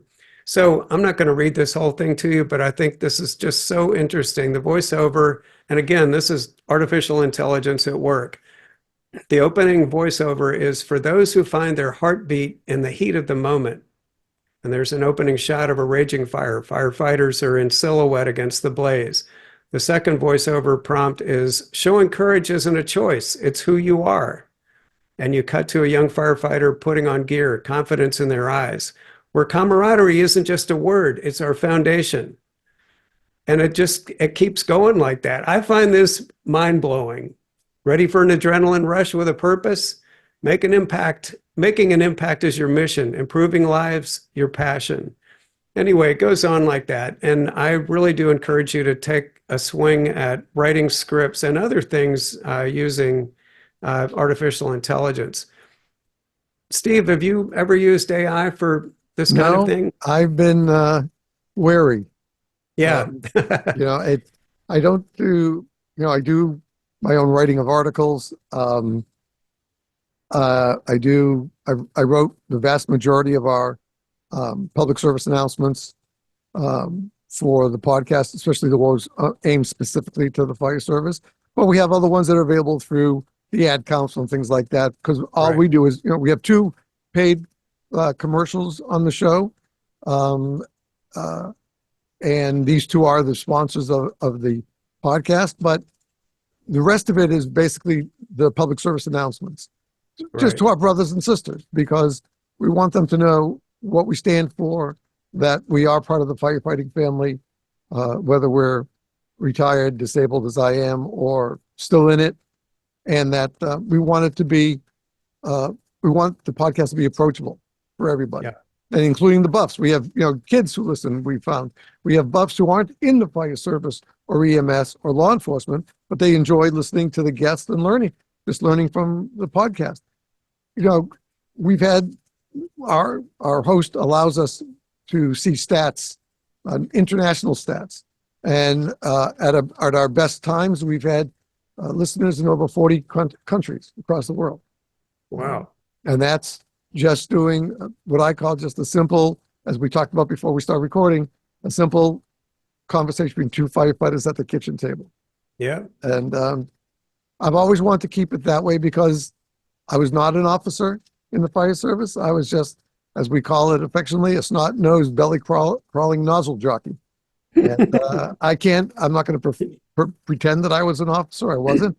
I filled in for an officer on a couple of occasions on the right seat of the apparatus, but I didn't even know in that first department that I was being groomed to be an officer. Had I stayed in North Carolina, I didn't find out I left there in '81, and I didn't find out till 2018, when I happened to be able to see the chief again after all those years.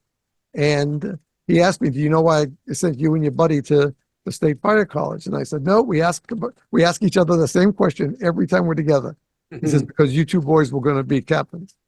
You 2 were going to be the officers on the volunteer side." And I didn't know that. I was really touched by it and understood why he was so good to me, as I came in with no fire background whatsoever. I could use basic hand tools, but that was it. And I was welcomed with open arms. And I'm glad to say that a guy that I met there is still my best friend almost 50 years later. He lives also in Florida. We get to see each other maybe every other month or so, a little bit.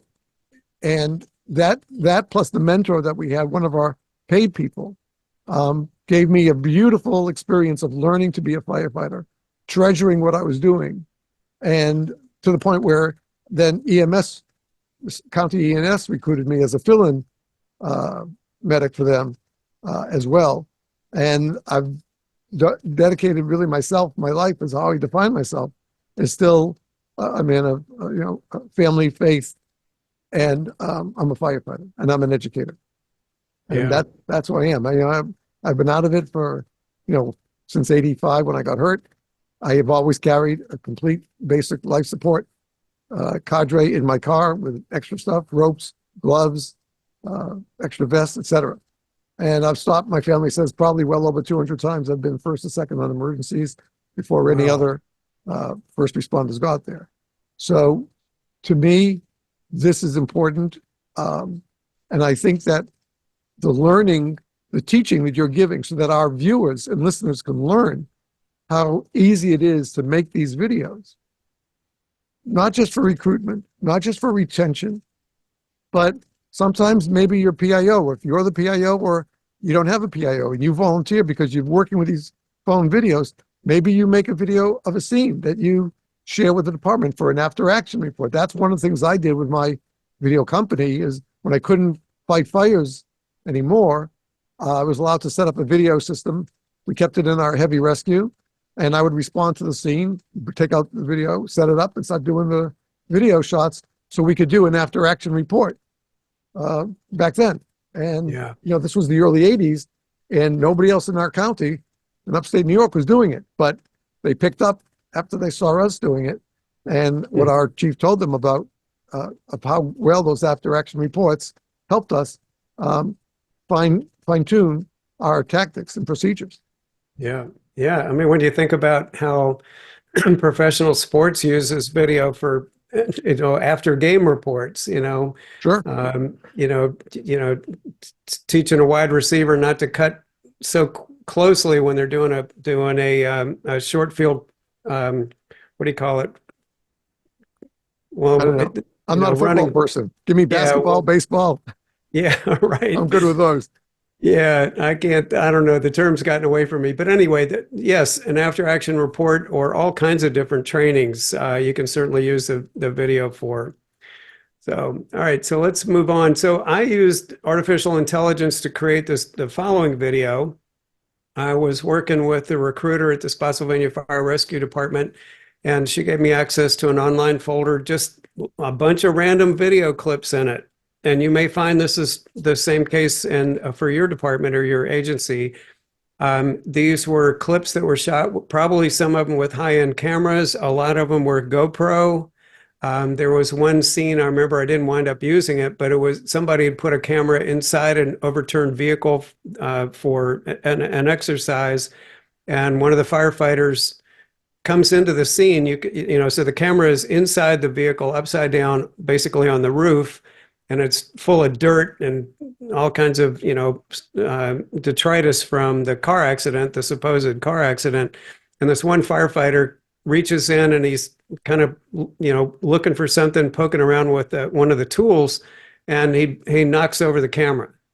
And the title of that one is "This is Why We Can't Have Good Things." So I didn't wind up using that one, but yeah, so I kind of backed into this where I wrote the script using AI, and then I found video clips to go with it. So I asked ChatGPT to write a script for me, and I did the voiceover myself and added the track in my editing software.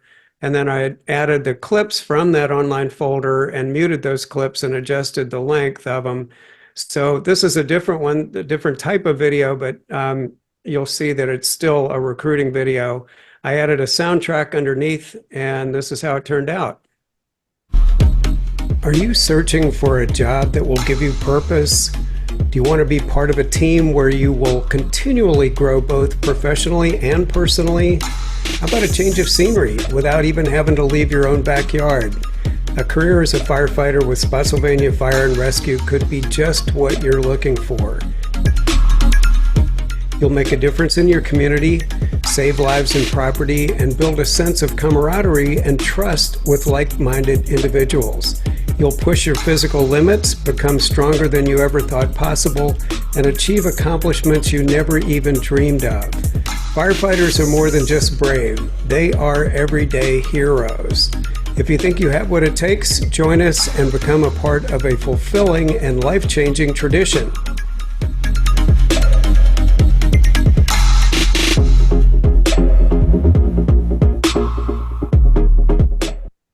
Well done. You like that one? Very much so. Is Spotsylvania career or volunteer? I'm sure it's career. It Right. may be combo. I'm not Combo. 100% sure. I know they work closely with other volunteer departments that are nearby. I can't remember the structure exactly.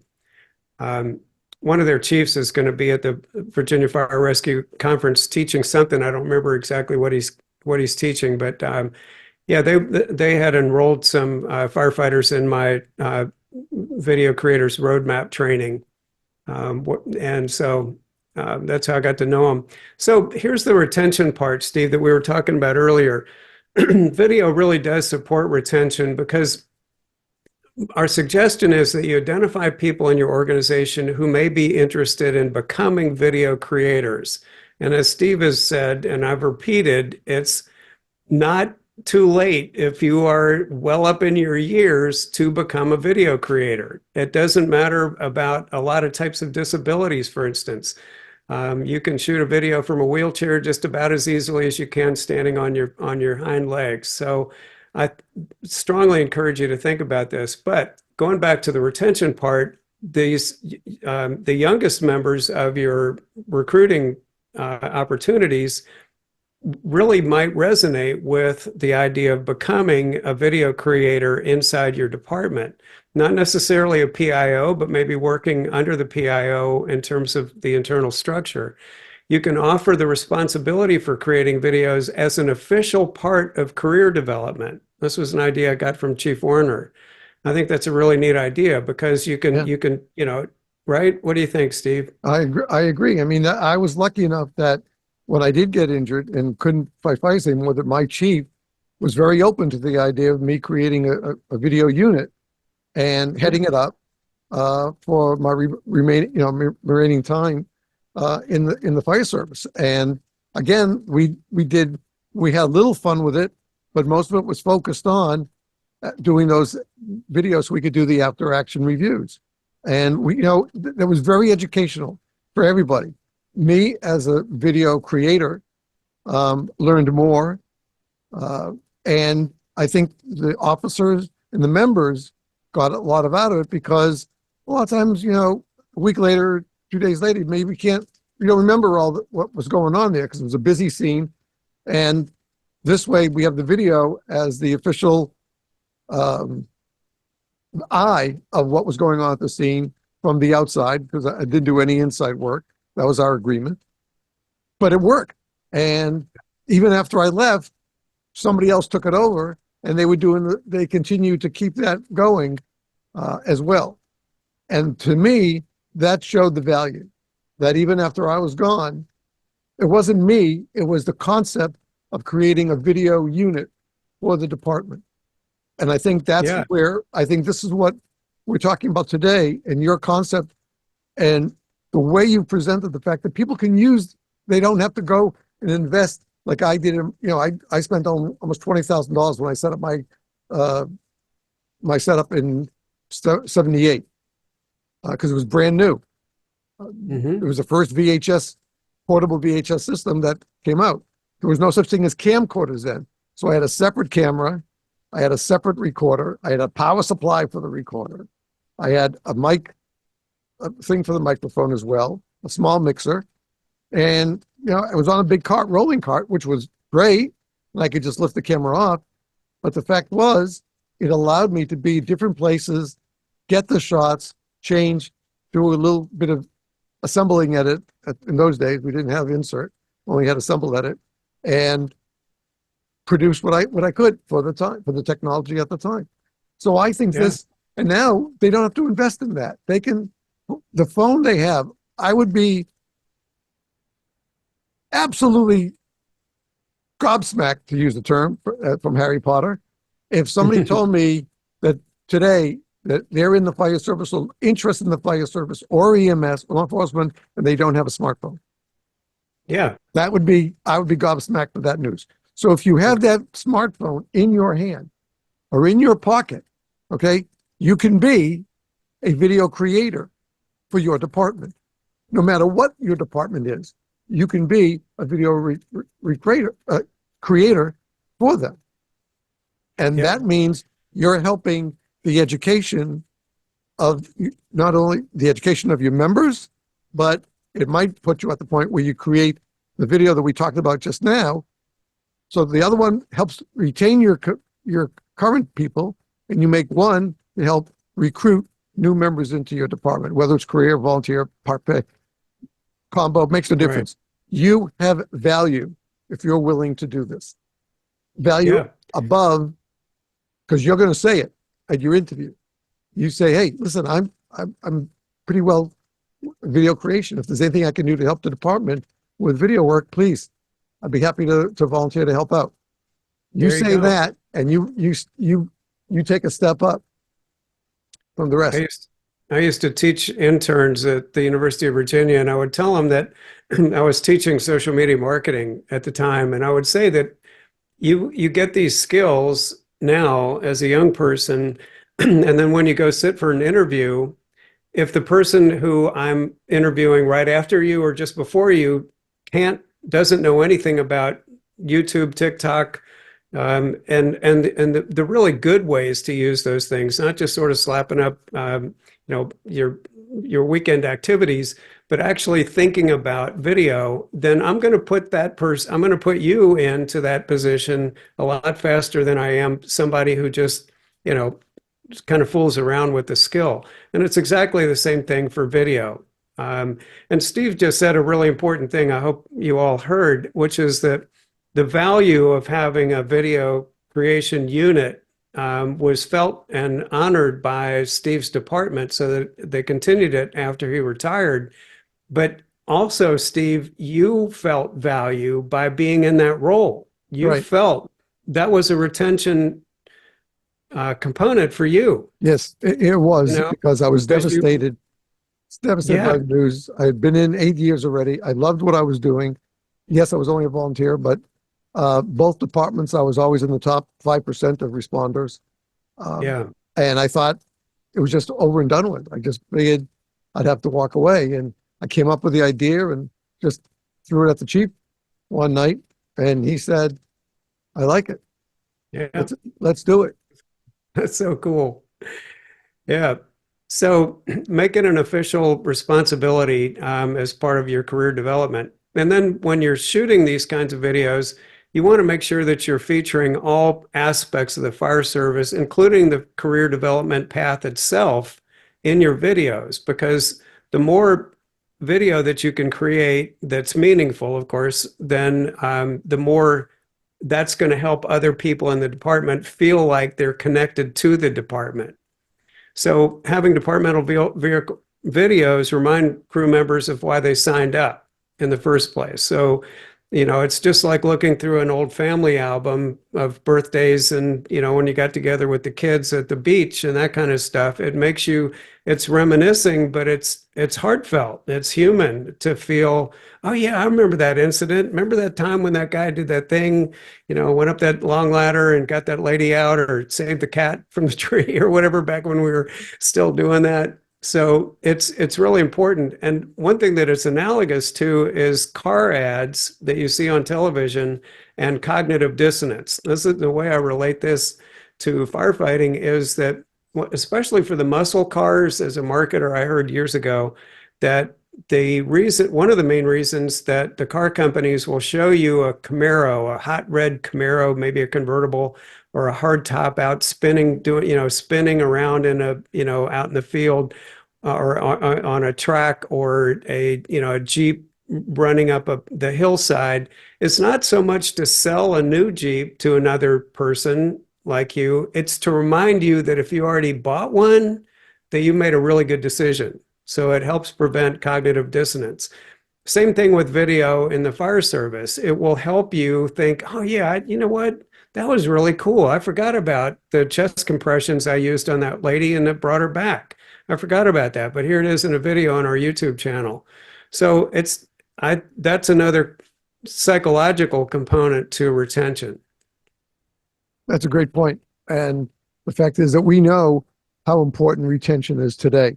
And so anything that we can do to beef up our dedication and role and the job that we do in retention, this is a relatively easy fix, not really a fix, but an easy way to raise up the morale in your department for the Yeah. retention. And at the same time, if you do those couple of those well, then you approach the chief or your line officer who's in charge. Hey, what about we do this? Maybe get some of the people in. I know we're trying to get, we have 7 vacancies here. We're still trying to get people. Why don't we put a little video together, see if that will help our efforts? Yeah. You're making it very easy for us to think along those pathways. Well, you just made a really key point there, Steve, and that is the thinking about it, because we all carry these babies with us, and I'm about to talk a little bit about the care that you need to take with what you shoot, but certainly with what you edit and then expose to the public. But the fact is that we need to be thinking about shooting when we have an opportunity. So one of the things I've taught in my course is it's wintertime, and if you're an environmental organization, go out and shoot some B-roll of the ice and snow and the lack of leaves on the trees, and then have those on in your storage, online storage, so that you can pull them out later to use them for whatever type of activity you may want in a video. Same thing with shooting, summer scenes and those kind of things. So if you roll up on an incident, and it's okay for you to shoot, and I've got some suggestions about being careful about shooting on incidents. Right. Just remember that I had a firefighter in one of my classes who said, God, I just can never remember to shoot when I'm, it's the heat of the moment. And if you can take a break and capture a few scenes, then those kinds of things really can help as part of your B-roll that you can use later. I remember him saying specifically, man, I had this thing happen, and I got back to the station and I thought, oh, I could have gotten a video of that, but I didn't. So just try to foreground that orientation in your head. Speaking of heads up, it's really important that you are compliant with policies in your department. You want to make sure that you're keeping your department out of trouble by reviewing video footage for adherence to your policies. You may need to check with the chief about seeing if you need any kind of legal sign off on your video before you present it to the public. Using real incident footage can get you into trouble from the public, but there are numbers of ways to address this. If you are, let's say you're a PIO and you go on one of the runs, and your job is not to put on breathing apparatus and run into the fire, but you want to get some B-roll, you don't want to take B-roll of the neighbors coming over to see what's going on with the fire, or God forbid, one of the victims coming out on a stretcher where he or she is identifiable. But you can put your phone down close to the ground and get the boots running in, things that are not identifiable that you could use later in your B-roll. So just do be careful about real incident footage, and be cautious about that to avoid any legal risks. Right. How did you treat that, Steve? Well, I'll add to that. We, first of all, in almost every state, you can only shoot on a public way.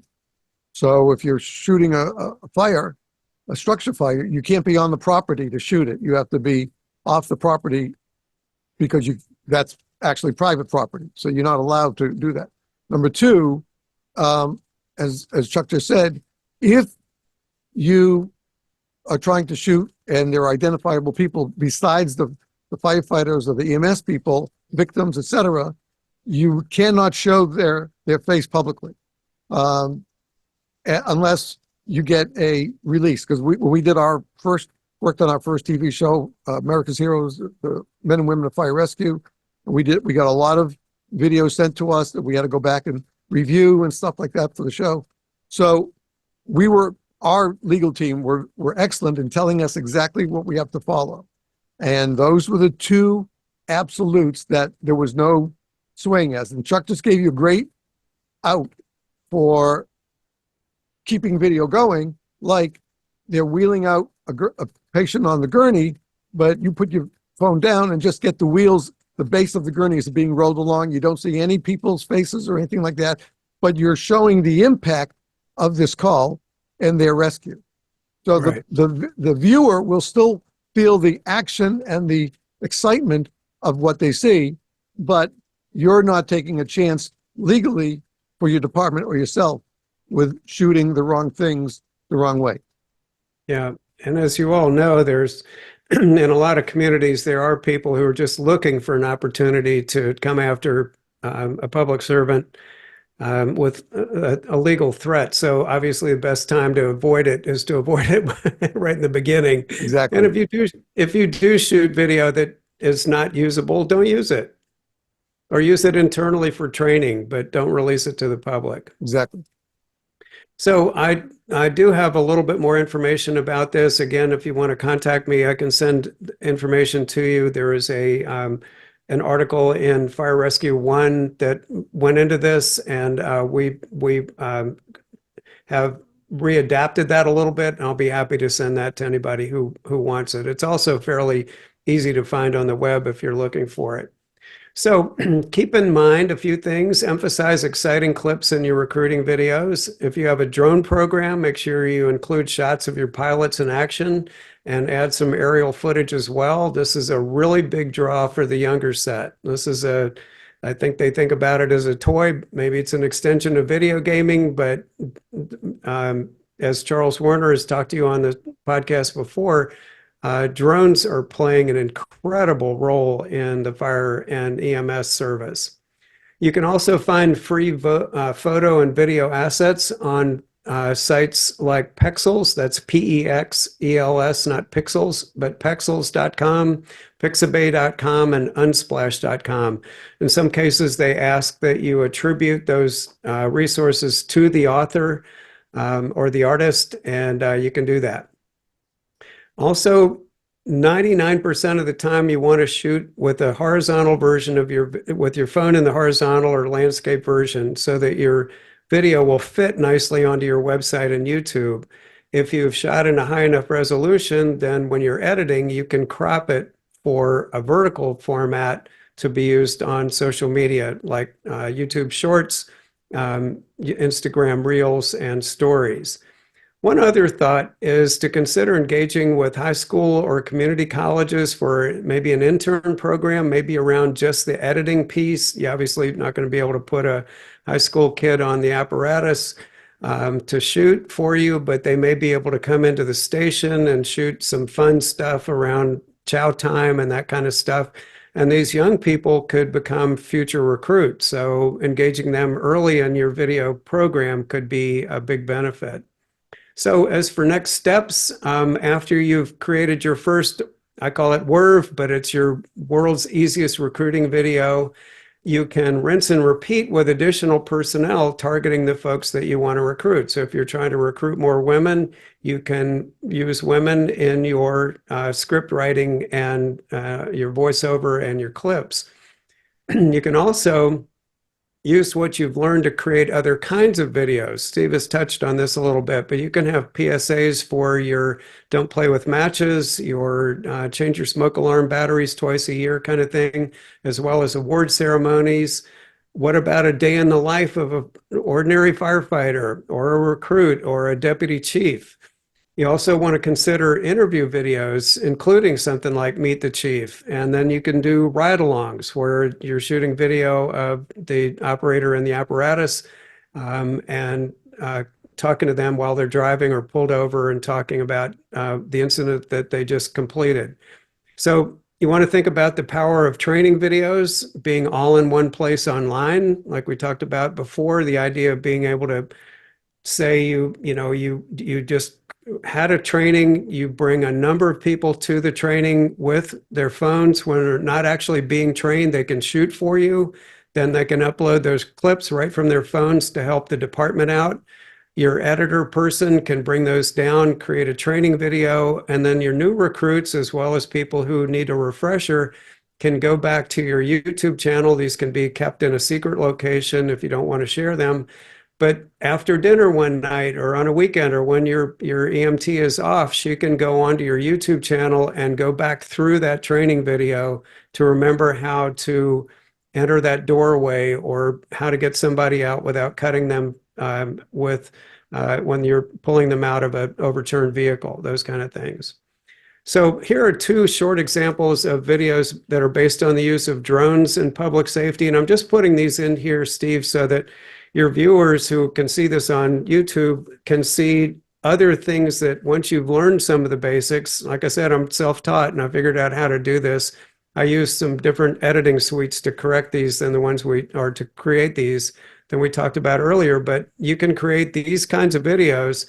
So for those of you on the podcast, these are going to be on the YouTube channel, and I strongly encourage you to go over and take a look at all the videos on the YouTube channel in addition to listening to the audio on the podcast. So this first one is about the drone program that was launched here in Charlottesville. And the concept here was that we wanted to help the Charlottesville Police Department get ahead of public perception and worry about privacy. Because anytime you're starting a drone program, people are naturally concerned about flying over, looking in the upstairs bedroom windows of their children, flying over their pool parties and that kind of stuff. So we put out a video that headed off that type of impression. And once again, you'll see a wireless mic on this officer's shirt. It's got a little fuzzy thing on it we call a dead cat. So it's a wind muff, but it will cut down on any wind noise. So this is Colin Bice doing his thing, looking at the camera. And he is not a professional model in any way, shape, or form. He just learned how to do this, memorized his script, looked at me, let me record him, and here's what we got. Thousands of police departments across America are using drones to protect the citizens of their communities. I'm excited to announce that Chief Kotchis is bringing this leading-edge technology to Charlottesville. Here are some examples. We may get called to a multi-car accident. Drone imagery can help us determine what support services to send to the scene and also provide tools to reconstruct what happened. Drones can help us locate missing persons, even in the dark, by using thermal imagery. We'll be able to remotely track suspects who have just committed a violent crime. Our drone program will help us conduct these kinds of missions quickly, safely, and often at less cost than using traditional techniques. We will not use drones for random surveillance. We are not interested in arbitrarily flying over people's yards or looking in windows. If you see one of our drones in the air, it's on a mission. Not only will these drones increase public safety, they will also assist us with operational effectiveness and be an excellent tool to recruit new officers.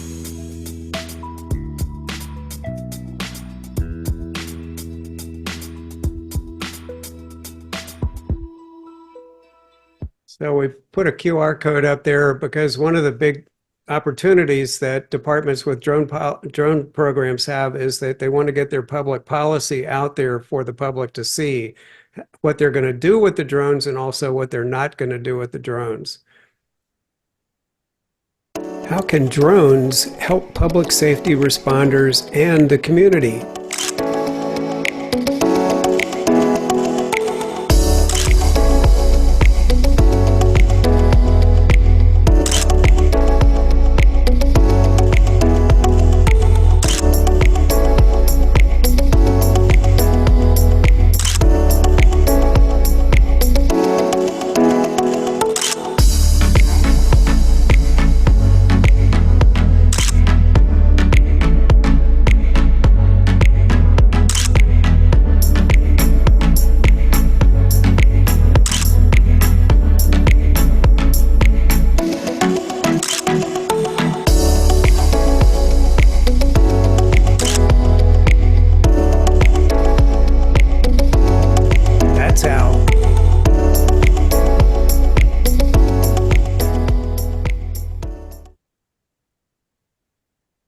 So those are other examples of the kind of things that you can do once you learn some of the basic skills, learn how to edit, and you can create all kinds of videos. So your goal as we wrap up this training today is to get more rookies. What you want is a room full of these guys. Get right, run. Ladies and gentlemen, I'm proud to present to you the newest sworn firefighter EMTs of Loudoun County Fire and Rescue. Firefighter EMTs of Recruit Class 41, you are now dismissed.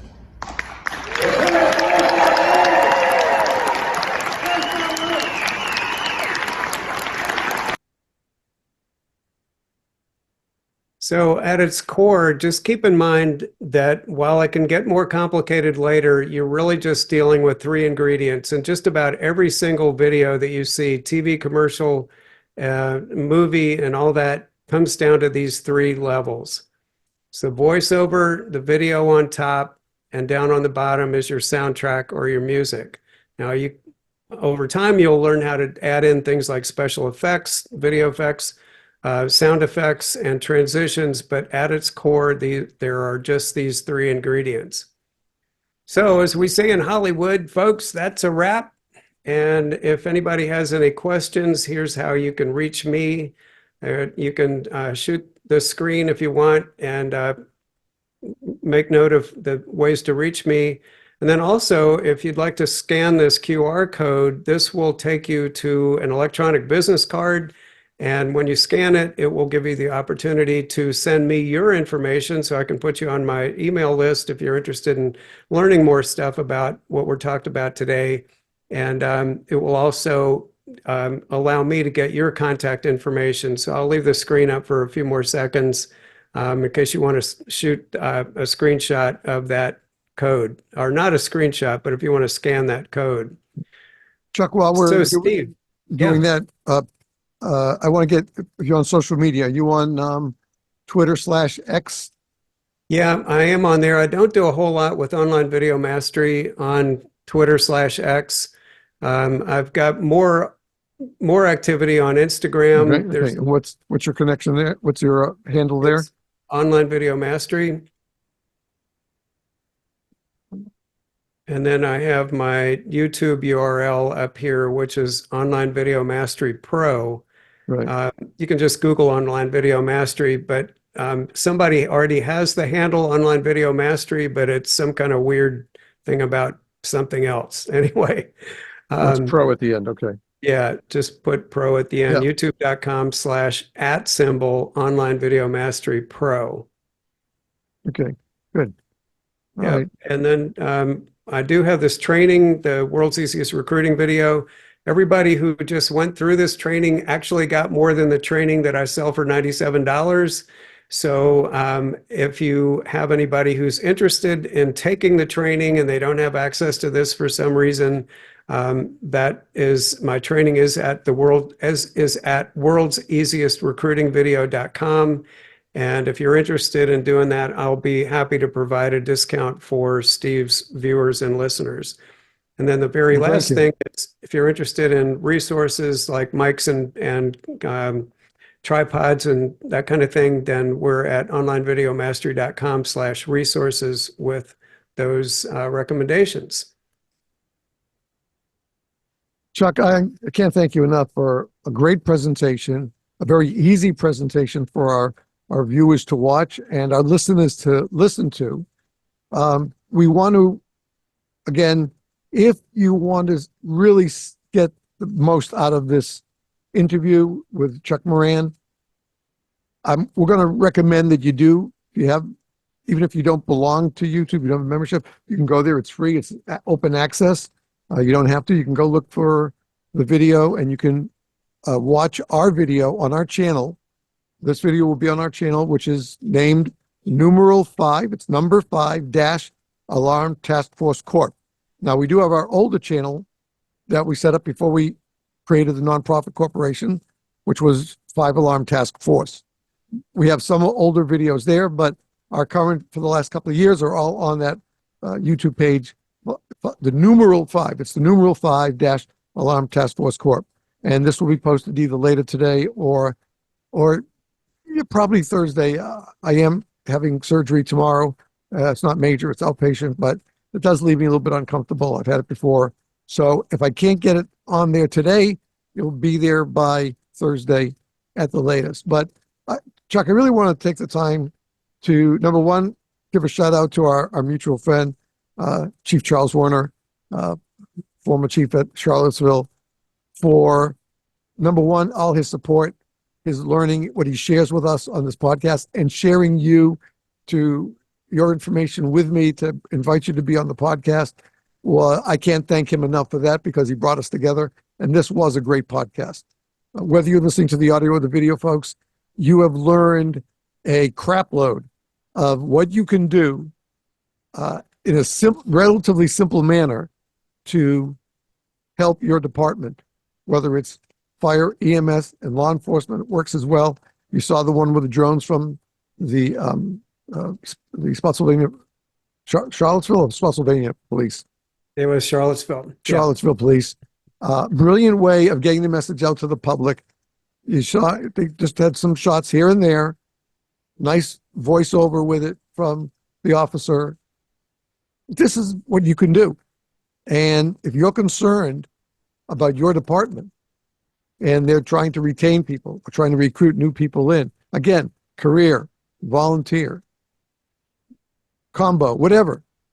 This is a nice, simple way and very inexpensive way. I mean, you can buy a double mic pack for $33 he just showed us. Right. So you don't have to go out and buy $400 mics, $500 mics. You know, a lot of people said to me, oh, well, that's what you're going to need for the podcast. Well, the first one I bought was only a $100 mic, and it was pretty good.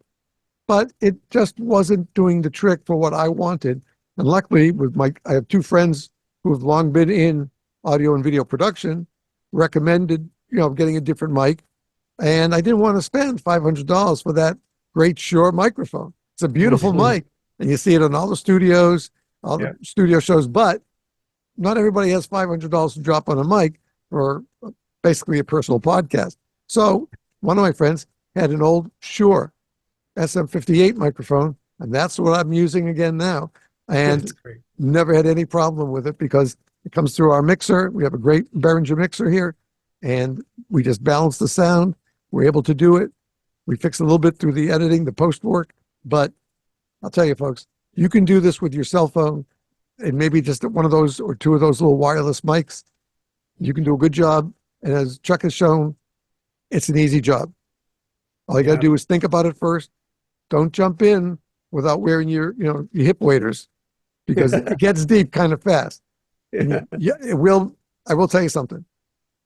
It can be a little habit forming, because once you enjoy making these videos and shooting it, it becomes a passion, which can be good for you and your department and the people around you.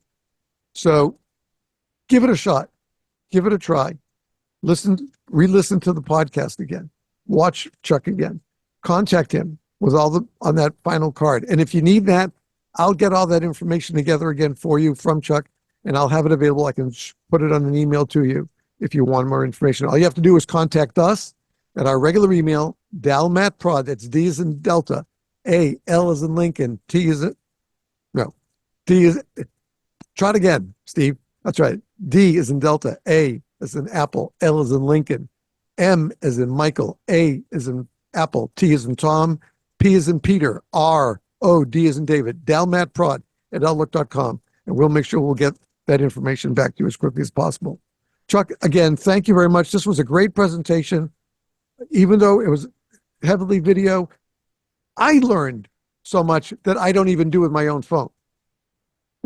I've always been afraid to try to do anything like that on my phone because I've got the old timer's head, the old time mindset of the old days with big video cameras and things like that. You've made it easy for all of us. Great. And I really can't thank you enough, because this was a great, great lesson. It's the first one we've had dealing specifically with the how-to of making videos for the department. And you've shown us so well how we can do it, both for retention and recruitment. And you'll be surprised, folks, that sometimes a little jiggle like this can get you a lot of attention, attention. We took our show, our original TV show, to one of the big national conventions. We made a loop video for it, and we had people, we ran out of the demos of the loop because we had so many people going for it. And that was great. So we thought, until somebody tried to steal the show from us, from underneath us. But We had good legal people, and that large multimedia company today knew they had made a boo boo, and they paid for it, not monetarily, because we weren't there for the money. That was one thing we said to them. We're not.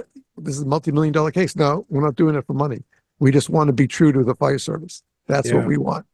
Okay. And they said, "That's all you want to do?" I said, "Yeah." They can show their show one more time, and they have to stop after that. If they don't obey that, then fine. Then we'll go after money. But we just want to be true to the fire service and the people who later helped us make that show. And that's what you have to think about. If you're going to do this for your department and for the fire service in general, be true to yourself. Okay? You're not going out there to become a professional videographer or cinematographer. You're trying to help your department do better. Yeah. And the quality of the phones, just a couple of quick notes on the equipment, Steve, following on with something you were just saying, is that the iPhone 5 was the turning point where people started making full-length feature movies because the quality was there. That probably was when 1080p came in. I'm not exactly sure, but I've heard that statement. And, so if you're on a iPhone 9X, 11, 12, 13, 14, I don't know the Android family very well at all, but they're literally making movies with these phones. And there is a feature in the new iPhone. If I'm shooting an actor coming in, let's say I'm shooting an actor sitting in a chair and she's mic'd up, and I'm just literally focused on her, and there's a soft depth of field background behind her, right? So she's the only person in focus, and somebody comes in from a door from the side, the camera knows that if she turns her head to look at that new actor coming in, that I want that new actor to go into focus, and it will literally change the focus automatically to that new face and put her out of focus. Wow, that's amazing. So and there's a ton on the web about learning how to play with some of these incredible features. And there's a lot to learn. The other thing too, I just wanted to mention really quickly, these little $33 mics are just fantastic for the kind of operations that I think a lot of people would use them for. The higher end mic that you saw on the chief's shirt and on the officer's shirt is a microphone called the Rode, RODE Go. Very good. Yeah, the Rode Go 2, and they've just come out with a brand new one. The mic that I have, you're not going to believe this, has a range that I live next to a elementary school playing field, and I set my phone up on one end of the field and then had a receiver on the phone and one of those mics on me, and I walked away from the phone. It was connected wirelessly. I made sure that was connected, walked away from it, and after about 75 feet or so, the signal can't go through your human body. So you have to be facing toward your phone so that the transmission from your transmitter to your receiver will connect. So I walked all the way across the field, turned around a couple of times to make that connection, walked up a hill and turned around and was talking to my phone. I must have looked like an idiot because the phone is barely visible at the other end of the field. I went home and got Google Map out, and there's a measuring tape where you can measure distance between 2 points. 375 feet. Wow. Between me and the phone. That remarkable. microphone is actually spec'd to connect up to 650 feet. Amazing. So you could literally be on a scene and have somebody on an apparatus, as long as the transmission can take place, where they're actually talking in the cab of the apparatus on the way to the fire, and you're outside the truck recording from an incredible distance. They may be walking. That may be a better use case. But yeah, and that's a $200 or $300 kit. I forget exactly what the numbers are. We do have the pricing on our resources page. But yes, this is a very interesting field to get into, just like learning how to do anything new. Welcome. Ask me any questions you've got. and dive in. It's a lot of fun. That's great. Well, again, our sincere thanks to you for all the effort, making a great PowerPoint presentation for us. Real simple. And, we all together, we should be using the KISS principle in life. We don't have to make things blow them up for what more than they are. This was simple. I love the idea of the simple script, the background. I love the idea of AI, the GPT. It's something I'm going to look at. Yeah. I could use it, for example, to write the description of each show. Sure. So, just give them the basic information and let it do that. So I've learned a lot. And it's great to learn from somebody who also entered the field at older age than most of us did. Yeah, But I did. it's great to meet you. I'm thrilled that Chief Werner connected us. And again, my sincere thanks to Chief Werner, because I know he's going to be listening to the audio or watching the video with us. But thank you, Chief, because this was a great one for us, as are all of yours that you've been with us for. And I just look forward to fielding any questions that our viewers or listeners may have. We'll direct them to you. We can't answer them here. But I think you've taught us a great method to help our departments. And that's right now, yes, we help our communities, but you know what? Helping your department helps your community at the same time. Exactly. Yeah. Right. And to quote Chief Werner, I'm just here to help. Exactly. Yeah. Exactly. Chuck, All right, again, Steve. Well, thank you. thanks very much for your time. Really appreciate it. Folks, this will go be the end of the video. If you're listening to the audio, well, you'll know we're going to take a little break. There'll be a couple of more segments that will come up. Not with Chuck. Chuck's finished here for now, but we have a couple more things coming up on the rest of the audio podcast. For those of you who have tuned in, thank you for watching and joining us today. We want to remind you that next week we'll be bringing a very well-experienced drone user from the state of New Jersey. He is active all across the state. I have a couple of friends who referenced him for me to interview, and his name is William Kohut. He'll be with us next week. And then at the end of the month, we're going to be welcoming back Dave Wiklansky. David is a firefighter. He is one of the state of New Jersey's lead National Fallen Firefighters Foundation advocates in the state of New Jersey. We'll be talking about that. We'll be talking about one of the most important topics we have today, which is firefighter behavioral health issues, because we're losing too many of our brothers and sisters to their own hand when we should be doing better at trying to help them. So that's it for this episode. Thanks for tuning in. We'll see you next week on another episode of 5 Alarm Task Force. As always, stay safe, stay well, and let's take care of each other. Bye-bye now.